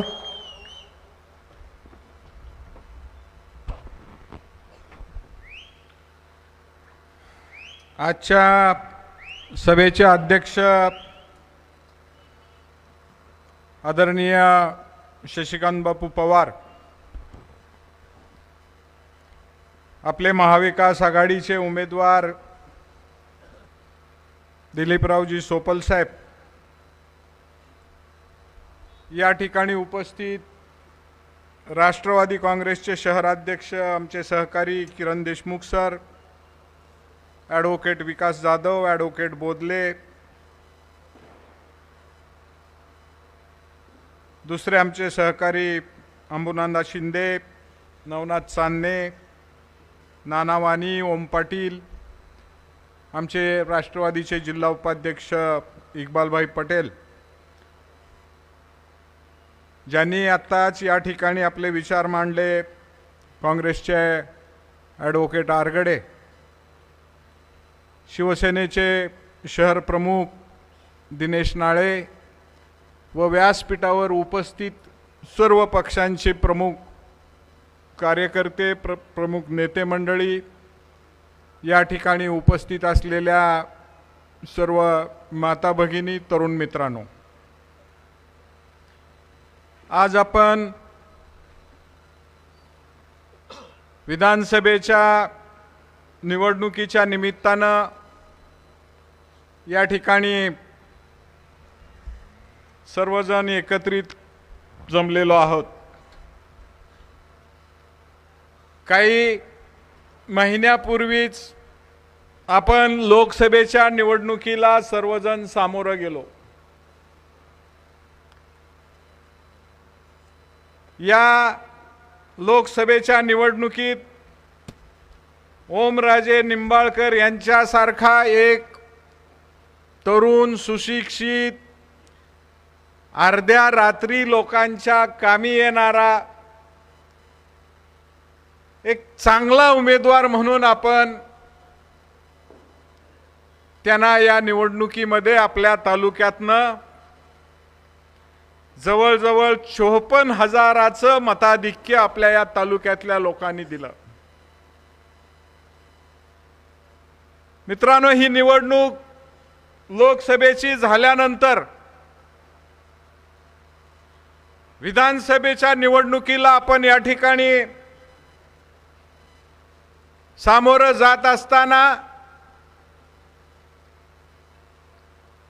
शहरामध्ये असेल, तालुक्यामध्ये असेल, बऱ्याच ठिकाणी लोकांशी संवाद साधला, अनेक गावामध्ये सभा झाल्या, परंतु अनेक वर्षापासून साहेबांच्या 85च्या निवडणुकीपासून मी एक युवक काँग्रेसचा कार्यकर्ता म्हणून कामाला सुरुवात केलेली. ज्या ज्या गावामध्ये आपण जातोय त्या ठिकाणी गावात गेल्यानंतर गाडीतनं खाली उतरले की लोकांचे चेहरे पाहिले की लोकांचे चेहरेच बोलायला लागतात. या गावामध्ये काय होणार आहे? एकतर लोकसभेला तुम्ही निवार हवाडा दिला या तालुक्यातल्या लोकांनी, आणि लोकांची खात्री त्याच वेळेस पटली की प्रचंड असा दहशतीमध्ये असलेला तालुका आणि शहर लोकसभेचा निकालानंतर लोकांना खात्री पटली की नाही, हे आता पडू शकतोय. पण आज नक्की परिस्थिती अशी आहे, ह्यांचा कार्यक्रम 100% झालेला आहे. कुठल्याही प्रकारची मनामध्ये शंका बाळगायचं कारण नाही. अनेक गोष्टी या निवडणुकीच्या निमित्तानं आपल्याला एकत्र आलेल्या दिसत आहेत. आपण अनेक दिवसापासून बघतोय दिल्लीमध्ये काय झालं, महाराष्ट्रातली काय परिस्थिती झाली. उद्धव ठाकरेंचा पक्ष फोडला, शरद पवारांचा पक्ष फोडला, अनेक विविध पक्षामधल्या नेत्यांच्या मागे ईडी, सीबीआय, इन्कम टॅक्सच्या नोटिसा पाठवलं, त्यांना हुकं लावली, आपल्या पक्षात घेतलं. आपण याच्या पूर्वीचाही काळ बघतोय. हा पुरोगामी महाराष्ट्र, फुले शाहू आंबेडकरांचा महाराष्ट्र म्हणून आपण या महाराष्ट्राकडे पाहतोय. पण या भाजप सारख्या भिकारचोट पक्षांनी ही जी काही महाराष्ट्रावर वेळ आणली आहे याच्या पूर्वी कधी पाहायला मिळाली नाही. राजकारण समोरासमोर असायचं, हे सगळा रडीचा डाव आजपर्यंत या महाराष्ट्रामध्ये आपल्याला पाहायला मिळालेला आहे. आणि तीच परिस्थिती आज आपण बार्शीत बघतोय. माझ्या अगोदरच्या अनेक वक्त्यांनी सांगितलं किती लोकांना त्रास दिला, त्यांच्या जवळ असणाऱ्यांना किती त्रास दिला, त्यांची बोलायची भाषा कशी आहे. डिसले त्यांचंच काम करत होते, कोरके कुणाचं काम करत होते, त्यांचंच काम करत होते. मध्यंतरी आपले श्रीमंत थोरात मालवंडीचे साहेबांच्या बंगल्यात बसल्यात, CCTV दिसतात आणि त्यांच्यावर तिथं मालवंडीत गुन्हा दाखल होतोय. नागेश अण्णा साहेबांचं पुढं होऊन काम करतात, त्याच्यावर काल खोटा गुन्हा दाखल. ही परिस्थिती या तालुक्यातल्या लोकांना खऱ्या अर्थानं ओळखण्याची ही वेळ आलेली आहे. आजपर्यंत दहशत, गुंडगिरी या पूर्वीच्या काळात आपण कधीच पाहिलेली नव्हती. आज परिस्थिती व्यापारपेठेमध्ये गेलं, निवडणुकीचं वातावरण आहे, सर्वसामान्य माणूस जर कुणाशी बोलायला गेला, एखाद्या व्यापाऱ्याशी, मोकळ्या मनानं माणूस बोलायला तयार नाही, कानावर हात ठेवतो. ही परिस्थिती आज या निवडणुकीत आपण निश्चितपणानं बदलण्याची गरज निर्माण झालेली आहे. मित्रांनो, यापूर्वीच्या काळामध्ये अनेक वर्षापासून आपण बघतोय, मी लहान असल्यापासून कैलासवासी भाऊसाहेब झाडबुकेंचं या ठिकाणी अनेक वर्ष सत्ता होती. प्रभाताई झाडबुकेंनी काम केलं आमदार म्हणून, शैलजाताई शितोळेंनी काम केलं, नरके अण्णांनी काम केलं, सोपल साहेबांनी अनेक वर्ष या तालुक्यामध्ये प्रतिनिधित्व केलं. आणि विशेष म्हणजे या भागामध्ये ज्या कर्मवीर जगदाळे मामांच्या पदस्पर्शानं पुनीत झालेला हा सर्व परिसर आहे. सर्व लोक सुज्ञ आहेत, जाणकार आहेत, सुशिक्षित आहेत. या बार्शीमध्ये काय चाललंय हे आपण सर्वजण जाणता आहात. पण मी जी आत्ता अनेक या पूर्वीच्या लोकप्रतिनिधींची नावं घेतली, मी लहान असताना प्रभाताईंच्या बरोबर काम करायला मिळालं, शितोळे ताईंचा सहवास लागला, त्यांचे संस्कार आमच्यावर राजकारणातले झालेले आहेत. सोपल साहेबांच्या पहिल्या निवडणुकीपासून बरोबर होतो. ते संस्कार आज कुठल्याही परिस्थितीमध्ये या तालुक्यामध्ये जी काही ही बेधुंदशाही, दडपशाही, गुंडगिरी ही नेस्तनाबूत करण्याची ही खऱ्या अर्थानं वेळ आलेली आहे.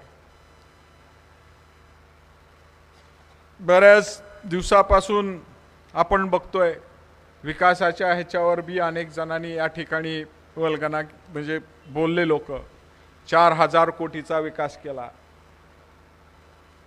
विकासातनं माया किती मिळाली तुम्हाला सगळ्यांनाच माहिती आहे.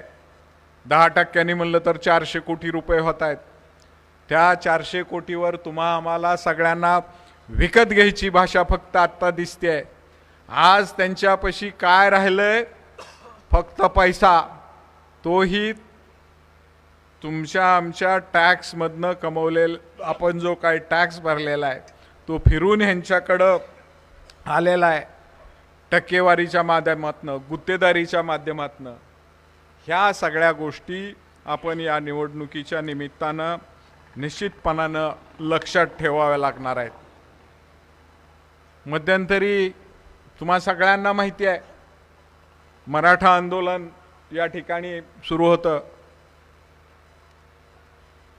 अनेक वर्षांनी मराठा समाजाला एक चांगला नेता आपल्याला या ठिकाणी मिळालेला होता.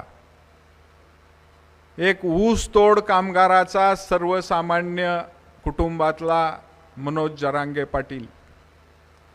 याच्या पूर्वीही अनेक नेते मराठा समाजासाठी काम करणारे यापूर्वीच्या काळामध्ये झाले.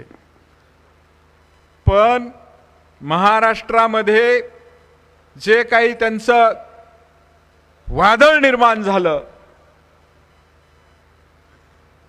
ज्या पद्धतीनं मनोज जरांगे पाटलांनी निस्वार्थ भावनेनं गोरगरीब मराठ्यांचं कल्याण व्हावं याच्यासाठी विडा उचलला, त्यावेळेस ज्या वेळेस मनोज जरांगे पाटील आदेश देतील त्या पद्धतीनं खऱ्या अर्थानं राजकारणाशिवाय राजकारण विरहित काम करणारी अनेक तरुण आपल्या शहरात ही काम करतायत, फक्त समाजासाठी करतायत. आणि प्रत्येकाला आपापल्या समाजाचं काम करायचा निश्चितपणानं अभिमान असला पाहिजे. त्यावेळेस यांची काय भूमिका होती तुम्ही सगळे जवळनं बघताय. तहसीलपदे एक मंडप त्या आनंद काशीतनं मराठा समाजात काम करतोय, त्याच्या पाठीशी आम्ही उभा राहायला लागलो. ह्यांना वाईट वाटायचं काय कारण आहे? दुसरा मंडप समोर. ज्या समाजानं तुम्हाला हाताच्या फोडासारखं जपलं, एक समाज म्हणून डोक्यावर घेतलं, त्याच समाजाच्या गोरगरीब लोकांसाठी एक मनोज जरांगे सारखा कार्यकर्ता या महाराष्ट्रामध्ये आंदोलन करतो. आंदोलन करत असताना महाराष्ट्रानंच नाही परंतु पूर्ण देशानं त्याची दखल घेतली. अशा माणसाला तुम्ही विरोध करताय? ही गोष्ट मी तुम्हाला शांतपणानं सांगतो. आता ह्याचा इफेक्ट एवढा पसरलेला आहे. एकतर तुम्ही अरे रवीनं वागता, स्टेजवर सभेमध्ये बोलत असताना तुम्ही विकासाचं बोला, सभ्यतेनं एकमेकावर टीका करा. मी ह्याला बघतोच, मी ह्याचं बघूनच घेतो, कितीतरी आता सगळ्यांचीच नावं घेतली, कुणाकुणाचं बघणार आहे देव जाणे. आणि आजपर्यंत सगळ्यांनाच अंगावर घ्यायची मला तर सवय झालेली आहे. जी स्वार्थासाठी कधीही कुणापुढे झुकलो नाही. काय नगरपालिकेतली परिस्थिती आता, यापूर्वीचा काळ पण तुम्ही बघितलाय. अनेक विकासाची कामं झाले म्हणतायत, पण काम करत असताना काही त्याला क्वालिटी नावाचा काही प्रकार असतो. इस्टिमेट प्रमाणे काम करायचं असतं. कुठं रस्तेवर गटारी खाली कसला नियोजनाचा भाग नाही. काय पाण्याची परिस्थिती आत्ता फिरताना माता भगिनींचे बोलणं आम्ही ऐकलं. पूर्ण शहरामध्ये फिरत असताना अतिशय प्रचंडपणानं महिलांच्या मनामध्ये या नगरपालिकेच्या कारभारावर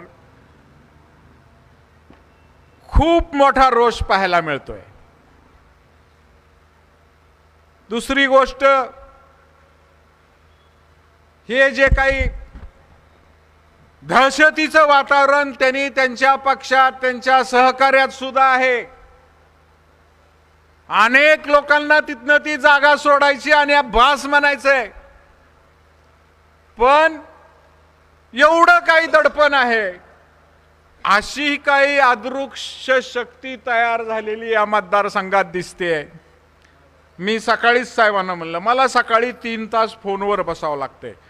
त्याच्या एवढा माझा प्रचारच कुठला नाही. बाहेर संध्याकाळी सभेला मी येतोय, पण आपली मशाल पेटवलेली आपण त्याच्यात थोडा आपण कापूर बी टाकतो. कापूर टाकतो, ती अदृश्य शक्ती लगेच घोंगवायला येते. मोहोळ घोंगावल्यासारखं त्याच्या साईडनं सगळं लोक जमा होत आहेत. अनेक लोक या निवडणुकीमध्ये, तुम्हाला आश्चर्य वाटायला नको, ही एक ऐतिहासिक निवडणूक होणार आहे. प्रचंड असा प्रमाणात या मतदारसंघामध्ये लीड मिळाल्याशिवाय राहणार नाही अशी परिस्थिती निर्माण झालेली आहे. मित्रांनो, मला या ठिकाणी शेवटची एक गोष्ट सांगायची आहे. आजपर्यंत शहरातला मतदार सोपल साहेबांना मताधिक्य देत होता. 7,000, 5,000, 8,000, 9,000 असा काही फरक असायचा. विरोधकांना ग्रामीण भागातनं जास्त लीड मिळायचा आणि विरोधक त्या ठिकाणी विजयी व्हायचे. काय जे 2-5 हजाराच्या फरकाने. आज परिस्थिती अशी आहे, आता शहरातल्या लोकांनी ठरवायचं आहे आपण मागं राहायचं का ग्रामीण भागाच्या पुढे जायचंय. पण वस्तुस्थिती अशी आहे की ग्रामीण भागातल्या मतदारानं तर आपल्या पुढे जाऊन तयारी केलेली दिसते. 100% ग्रामीण भाग प्रचंड असं मताधिक्य दिल्याशिवाय राहणार नाही. मला या ठिकाणी या भागातले सर्व आपण सुज्ञ नागरिक आहात. अनेक विषय आहेत, साहेबांना पण बोलायचंय. ही निवडणूक विधानसभेपुरती मर्यादित नाही. याच्यानंतर हे वर्ष पूर्ण निवडणुकीचं आहे. नगरपालिका, मार्केट कमिटी, पंचायत समिती, जिल्हा परिषद सगळ्या निवडणुका या वर्षामध्ये होणार आहेत. एकदा तुम्ही इथं कार्यक्रम करून दाखवला, पुढे ऑटोमॅटिक सगळ्या गोष्टी निश्चितपणाने होणार आहेत. त्याच्यात कुठल्याही प्रकारची शंका बाळगायचं कारण नाही. आपण या ठिकाणी सोपल साहेबांचं 2 नंबरला मशाल चिन्ह आहे. मोठ्या मशीनवरचं मशाल चिन्ह पुढचं बटन दाबून जास्तीत जास्त मताधिक्यानं आपण त्यांना निवडून द्यावं अशी या ठिकाणी एक विनंती करतो आणि मी माझे 2 शब्द थांबवतो. जय हिंद, जय महाराष्ट्र. धन्यवाद भाऊ.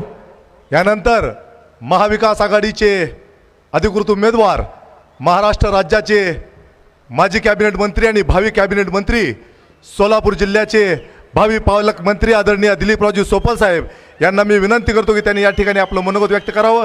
उपस्थित सर्वांना विनंती आहे, आपल्या मोबाईलची बॅटरी लावून येणाऱ्या 20 तारखेला या तालुक्यामध्ये मशाल पेटवावी. समोर उपस्थित सर्वांना विनंती आहे, बॅटरी लावून, मोबाईलची बॅटरी लावून मशाल पेटवून आदरणीय साहेबांचं स्वागत करावं. कहो दिल से. आजच्या या प्रचार सभेचे अध्यक्ष आपल्या सर्वांच्या परिचयाचे ज्येष्ठ नेते शशिकांत बापू पवार, राष्ट्रवादीचे नेते विश्वासभाऊ बारबोले, राष्ट्रवादीचे शहर अध्यक्ष प्राध्यापक किरणजी देशमुख, ॲडव्होकेट विकास जाधव, मयूर डोईफोडे, आबिदभाई, अंबुनाना शिंदे, ॲडव्होकेट हर्षवर्धन बोधले, माणिकराव पवार, माजी नगरसेवक, माजी उपनगराध्यक्ष नवनाथ चांदणे, वहीदभाई, माजी नगरसेवक श्री गव्हाणे साहेब, शिवसेनेचे शहर प्रमुख श्री दिनेश नाळे, या भागातील माझे जुने सहकारी बाळासाहेब गंजे, राकेश नवगिरे, मेहदी मिया माजी नगरसेवक मेहदी मिया लांडगे, ओम पाटील साहेब, निलेश मांजरे, आमचे ज्येष्ठ माझे सहकारी भारत बापू बारबोले, दत्तांना शिंदे, श्री पटेल साहेब, सलीम पठाण, ॲडव्होकेट प्रसन्नजीत नाईक नवरे, माजी नगराध्यक्ष गणेश नाना, अल्पसंख्याक सेल काँग्रेसचे प्रमुख वशिमबाई, जुने सहकारी बुरान साहेब, सर्व पदाधिकारी, नेते मंडळी, उपस्थित सर्व वडीलधारी मंडळी, तरुण सहकारी मित्र, सभेला उपस्थित असलेल्या मंदाताई काळे, कल्याणीताई बुडूक, वर्षाताई रसाळ, शिवसेनेच्या प्रमुख आणि सिनेट विद्यापीठाच्या सदस्य उषाताई पवार, काँग्रेसच्या महिला आघाडीच्या प्रमुख निवेदिताताई आरगडे, उज्ज्वलाताई सोपल, करुणाताई हिंगमिरे, वनिता वाघ, आमच्या बेबीताई सय्यद, शहनाजताई, अजून पुष्कळ समोर बसलेल्या सगळ्या आमच्या माय भगिनींनो आणि तरुण सहकारी मित्रांनो, सगळ्यांनी आपापले विचार मांडले आणि हे बार्शीकरांनी ओळखलेलं आहे की दूध का दूध, पाणी का पाणी करायचा हा दिवस 20 तारखेचा आहे. बार्शीकर मंडळी सुज्ञ आहे, निरक्षीर विवेक म्हणजे दूध का दूध, पाणी का पाणी. आणि ही कला फक्त राजहंसाला होती. दुधातलं पाणी सोडून दूध प्यायचं हा विवेक राजहंसाला होती, राजहंसाला. आणि तोच विवेक माझ्या बार्शीकर नागरिकांमध्ये आहे याचा मला सार्थ अभिमान वाटतो.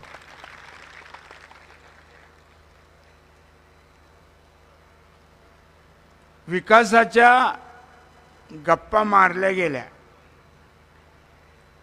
कुठली योजना नीटपणे केलेली आहे याचा नागरिकांनी विचार करावा. भुयारी गटार योजना कमलनाथ साहेब केंद्रीय मंत्री या खात्याचे असताना आम्ही ती पूर्ण मंजूर करून आणली. यांच्या नगरपालिकेच्या कार्यकाळात आपण त्याचं काम पाहिलेलं आहे. त्याच्या पाईपाचा साईज बदललेला आहे. अनेक भाग त्याच्यातले वगळले आहेत. म्हणजे यांच्या डोक्यात असं आहे की निम्मी भुयारी गटार आणि निम्मी उघडी गटार. कुठल्याच शहरात असं अर्धवट काम झालेलं नाही. पंढरपूरला जाऊन बघा, संपूर्ण शहर हे भुयारी गटारीचं काम त्यांनी पूर्ण केलं. इथं गुणवत्ता हा प्रकारच कामात नाही. सकाळी एक दिवस इथले जुनं पोलीस स्टेशन ते तहसील रात्रीत रस्ता पूर्ण झाला. सकाळी उठून फिरायला निघालेली माणसं सुद्धा चकित झाली की आपण आपल्याच गावात आहोत का झोपेत कुठं चालत आलेलो आहोत. काय तो कामाचा स्पीड. जसं काय अल्लाउद्दीनच्या दिव्यातला राक्षसच प्रकट झालाय आणि रात्रीच 7 तळ्याची माडी बांधली, तसा हा रस्त्याचा प्रकार. कुठली गोष्ट नीट ठेवली नाही. प्रत्येक योजना जी काही पूर्वीच्या मंजूर आहेत त्याही बाबतीत सतत अर्धवटपणा आहे. गव्हाणे मेंबरनी सांगितलं, गटारीच्या कामाच्या बाबतीत सांगितलं, कृष्णराज नानाने सांगितलं की कशा पद्धतीनं त्यांचा कारभार आहे. ह्या आपल्या रोडवर सुरुवातीलाच आपण हा कॉन्क्रीट रोड केला. शिवाजी कॉलेजच्या समोरचा कॉन्क्रीट रोड केला. अलीपूर रस्ता केला. कॉन्क्रीट रस्ता करण्यापाठीमागचं कारण असं आहे की समजा जास्त पाऊस जरी झाला तरी डांबराचं आणि पावसाचं जरा नातं व्यस्त असल्यामुळं बरेच वेळा तो लवकर खराब होण्याची शक्यता असते. असा गृहीत धरून नगरोत्थान, राज्य नगरोत्थानमधनं निधी आला. त्याच्या जर वरचं सिमेंट पाणी जर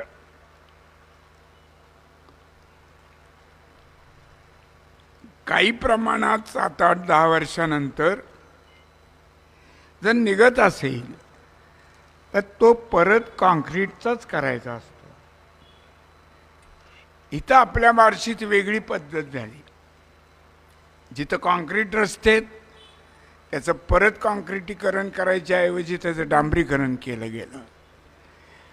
आणि जो जुनी चाटेगल्ली नवी चाटेगल्ली रस्ता डांबरीकरण केलेला त्याच्यात लवकर 6 महिन्यात खड्डे पडले म्हणून तो डांबरीचा परत कॉन्क्रिटीकरण केलेला. म्हणजे कुठली गोष्ट निश्चित योजना म्हणून अशी नाहीच आहे.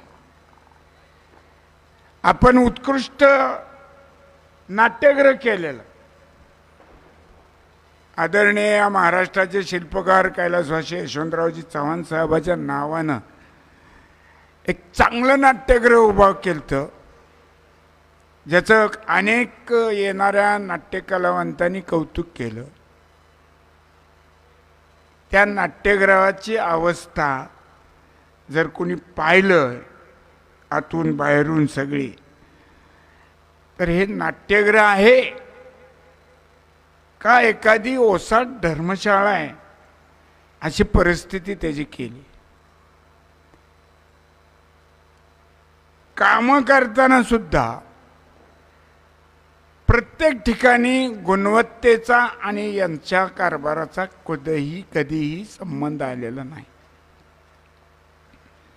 प्रचंड प्रमाणात भ्रष्टाचार, आणि जो भ्रष्टाचार यांनी केला किंवा त्याला विरोध केला त्याला दडपण्याचं काम वेगवेगळ्या मार्गाने यांनी केलेलं आहे.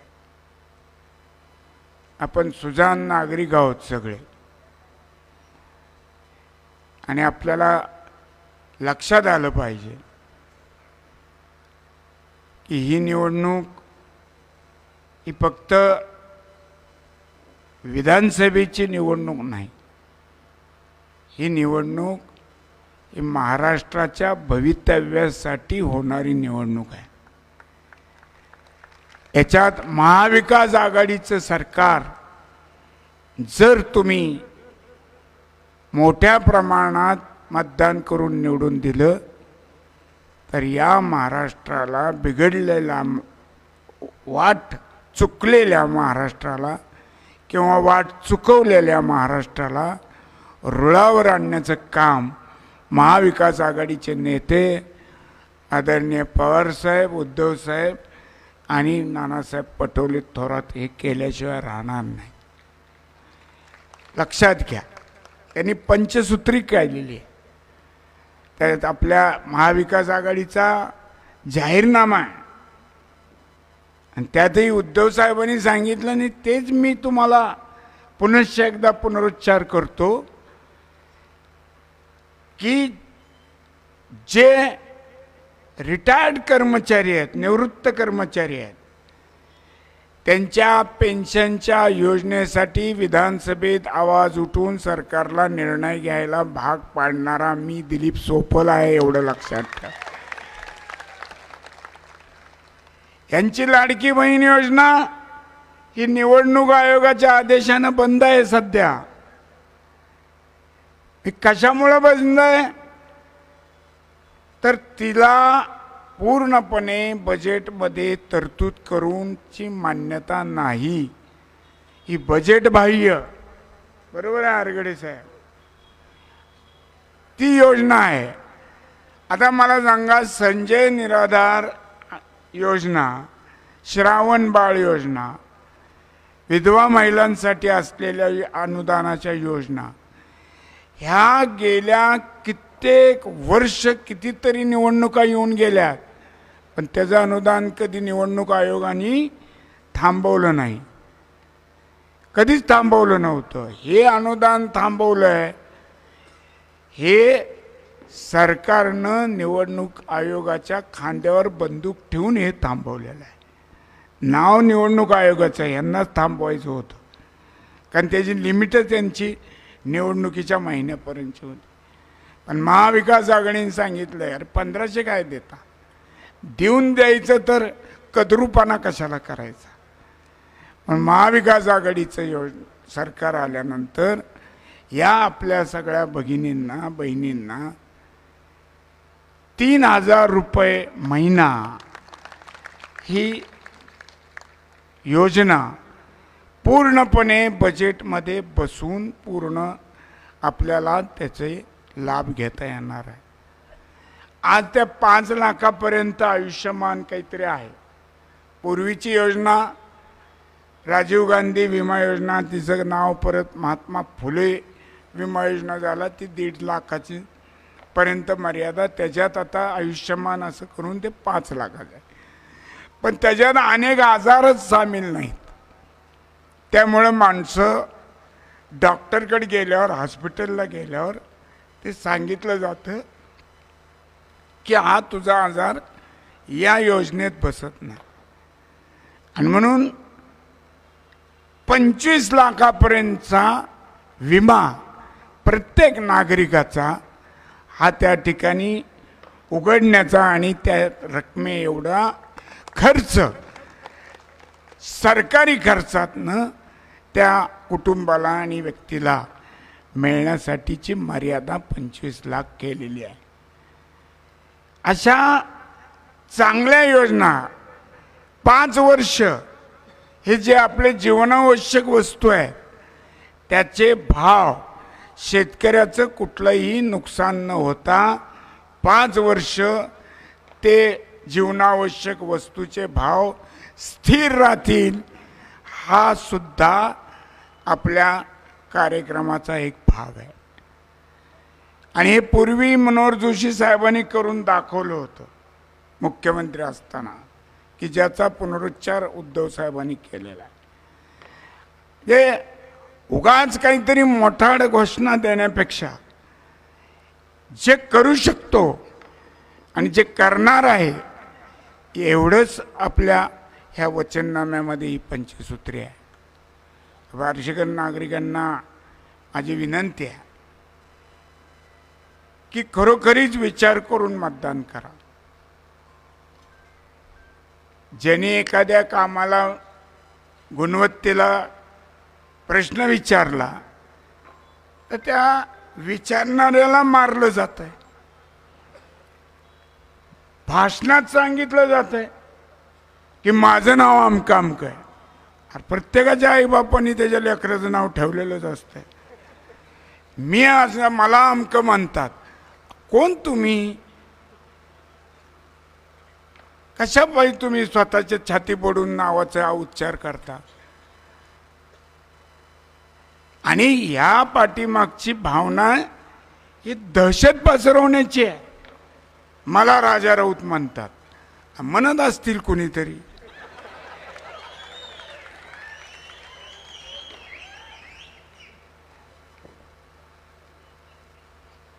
गरिबाचा लेख म्हणून तुम्ही लोकांपुढे आलात असं चित्र निर्माण केलं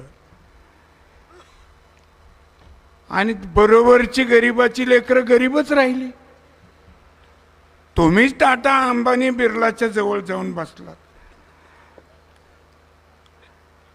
हा तुमचा प्रवास 2004 साली निवडून देताना बरोबर आहे का? कितीतरी जणांनी पोटाला चिमटा घेऊन यांच्यासाठी काम केलं.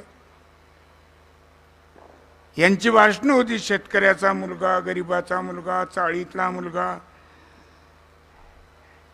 चाळीतल्यांची परिस्थिती तशीच राहिली. यांनी पुढे जात असताना सहकार्याला सुद्धा हात धरून पुढे न्यावं लागतं. बरोबर आपल्या जे आहेत त्यांना सुद्धा पुढे नेण्याचा प्रयत्न करावा लागतो. त्यावेळेस त्याला